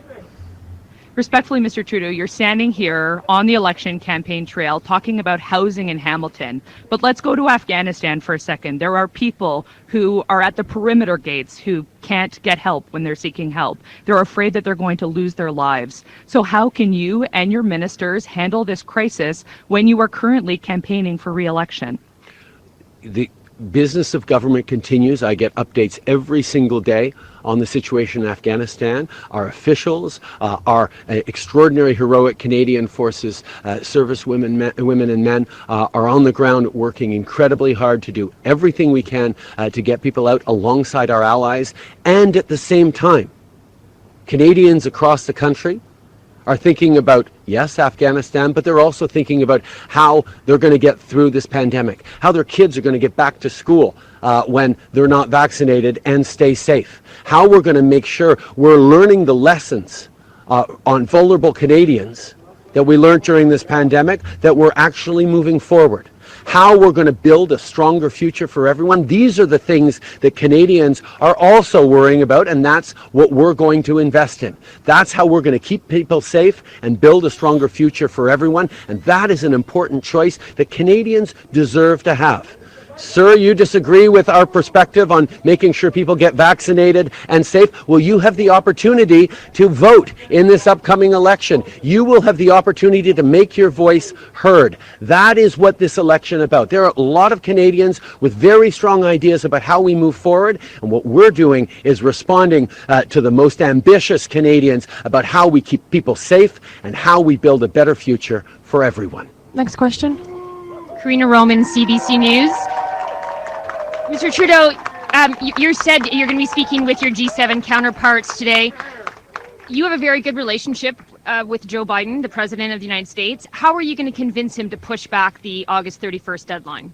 We are all committed to doing everything we can to save as many people as possible, as quickly as possible. Obviously, the conversations will continue with our allies, including around the G7 call this morning. I'm looking forward to talking about what more we can do and whether and how we can make sure we're protecting as many people as possible. I look forward to that discussion. We also have to talk about how, as an international community, we're holding the Taliban to account. We're ensuring that we're protecting people who won't be able to escape the Taliban in the coming week or weeks.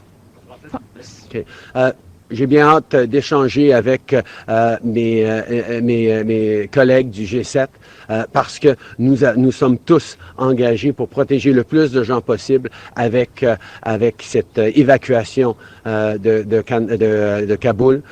Nous savons qu'il y a énormément encore à faire et nous allons parler de comment nous allons pouvoir faire encore plus dans les jours et j'espère les semaines à venir. Mais on va aussi mettre beaucoup de pression en tant que communauté internationale pour s'assurer que le Taliban soit en train de protéger les gens et non en train de continuer à bloquer l'accès à l'aéroport et à la sécurité pour les individus afghans. Following up. And the European Union is increasing its aid to that area, to Afghanistan. How is Canada going to move forward with aid? And considering the Taliban has now taken control of so much of the country, how do you make sure, if we are moving forward with aid, that it goes to where it needs to go? That is absolutely something we're looking at right now. Obviously, with the Taliban in control of the country, our regular aid investments and aid agencies need to be looked at carefully to make sure we are not supporting indirectly the Taliban. We obviously need to continue to be there to support the Afghan people, which we will. We need to invest even more as we resettle, as we bring Afghan refugees to Canada. We will be there for greater financial commitments because that's what Canadians expect, for us to continue to fight for a better Afghanistan and continue to be there for Afghans fleeing for a better life. Okay. Nous allons évidemment continuer d'être là avec de l'aide humanitaire. Nous devons nous assurer qu'avec le Taliban en contrôle, on n'est pas en train de les aider indirectement avec les dollars canadiens. Donc, il va certainement avoir une réévaluation de comment on va aider l'Afghanistan. Mais je peux vous assurer qu'on va être là pour aider encore plus parce qu'on comprend que la situation vient de s'empirer pour bien des gens en Afghanistan. Prochaine question. Bonjour, Louis Blouin de Radio-Canada. Le directeur parlementaire du budget dit que votre stratégie d'accès au logement a eu un impact limité en raison de plusieurs facteurs. Le financement des programmes de la SCHL n'a pas augmenté assez rapidement en fonction des besoins. Il y a eu des retards dans les programmes aussi. Le nombre de logements communautaires pour ménages à faible revenu financés en vertu d'entente avec les provinces a diminué. Ma question, pourquoi les électeurs progressistes devraient vous faire confiance si ça fait 6 ans donc que vous êtes là, que vous n'avez pas été capable de juguler la crise, pourquoi ne devrait-il pas aller voir chez le NPD, par exemple? Bien, on a vu au cours des 6 dernières années qu'on a pu avoir un impact réel dans la vie de centaines de milliers de familles canadiennes à travers le pays. Mais effectivement, il y a plus à faire. Et ce qu'on est en train de voir, c'est ce que les gens comprennent très bien, c'est qu'il n'y a pas de solution simple à la crise du logement. Chaque famille est dans une situation légèrement différente. Chaque communauté fait face à ses propres défis.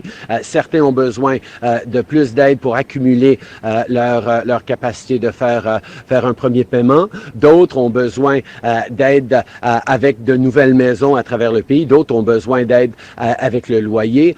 D'autres personnes ont besoin de plus de protection en termes de leurs droits. On a énormément d'outils qu'on est en train d'utiliser parce qu'on ne peut pas tout simplement faire des choses qui vont augmenter le coût des maisons sans avoir d'autres impacts.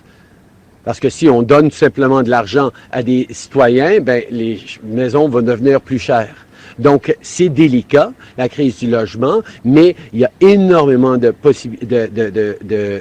On a un plan très, très concret qui va avoir un impact réel pour continuer avec tout ce qu'on a appris, ce qui fonctionne très bien, ce qui fonctionne peut-être moins bien. On va continuer de fignoler et d'être là pour s'assurer que des centaines de milliers de familles vont pouvoir avoir une nouvelle maison dans les années à venir. Okay. I think one of the things we recognized over the past 6 years is that we have helped hundreds of thousands of families across the country with our national housing strategy, with many of the measures that we put in place. But there's always more to do. And as we know, there is no simple solution to the housing crisis. Anyone out there promising that they can fix the housing crisis like this doesn't understand the housing crisis and doesn't have a real plan to do it. It's just trying to sell you something.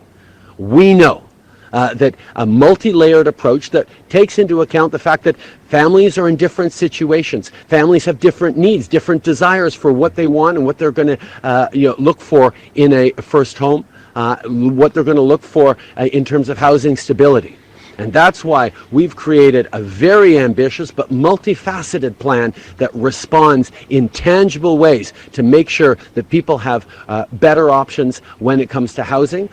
People who disagree, can vote in different ways. But be careful of people who are selling simple solutions to complex problems, because complex problems inevitably have complex solutions that we need to continue to step up.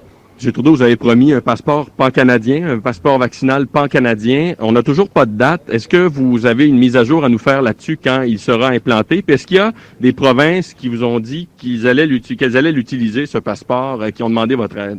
On est en train de travailler avec les provinces pour établir une façon d'avoir une certification de vaccination qu'ils pourraient utiliser à l'international. Il y a plusieurs provinces, dont le Québec et maintenant la Colombie-Britannique et d'autres qui ont annoncé qu'ils vont de l'avant avec ça et on est en partenariat avec eux.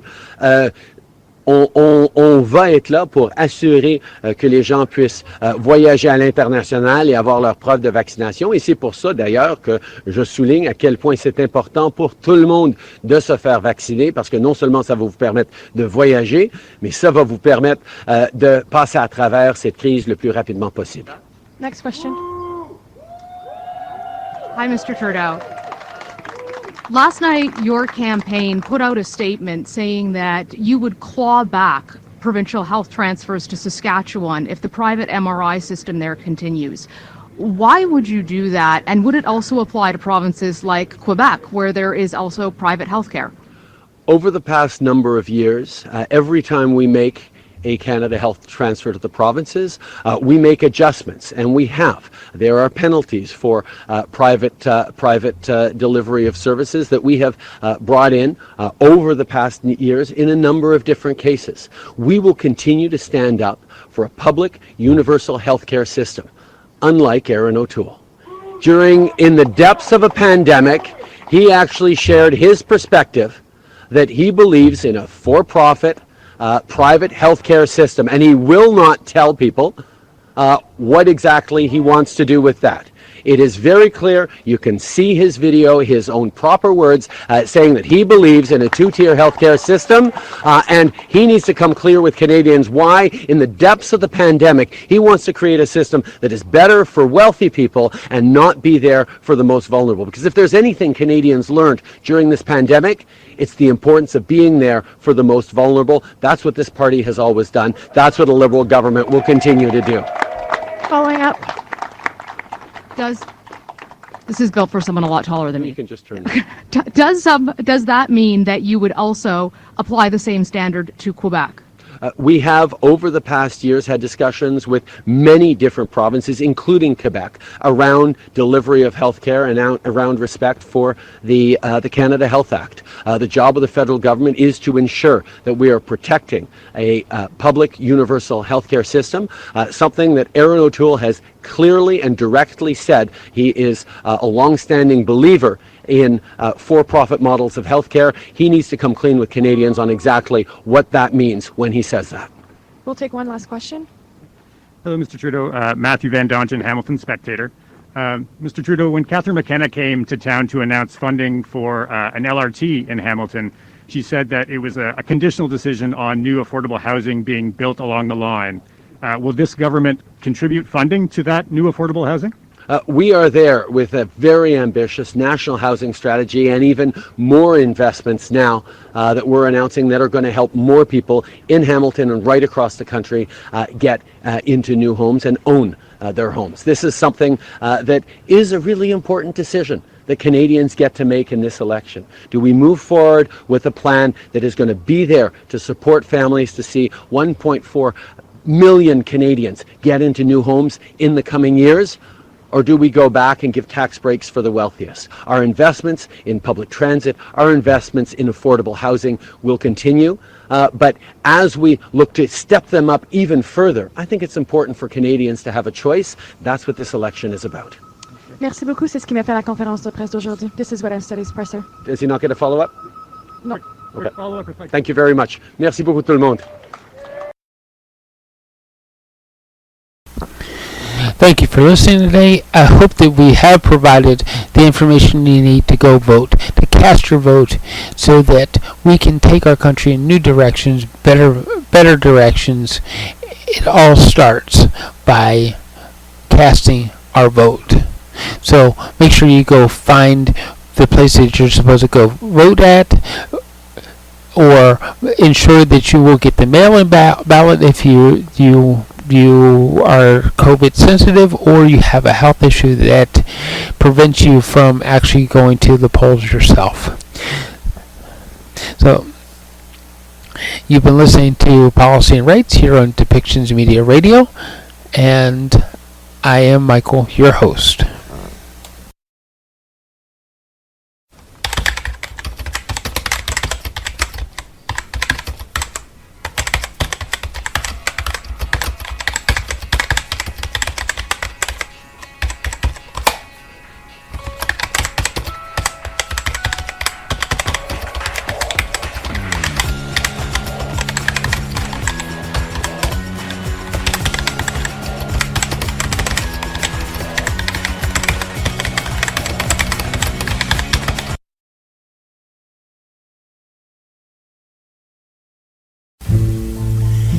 Thank you for listening today, and thank you for supporting us with our sponsors.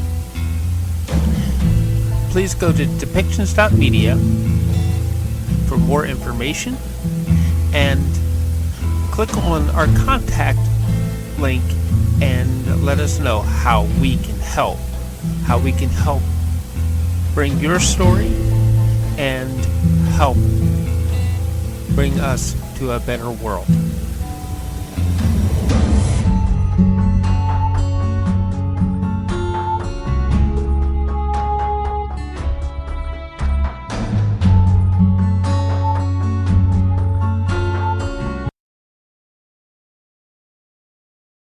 This show has been produced by Depictions Media. Please contact us at depictions.media for more information.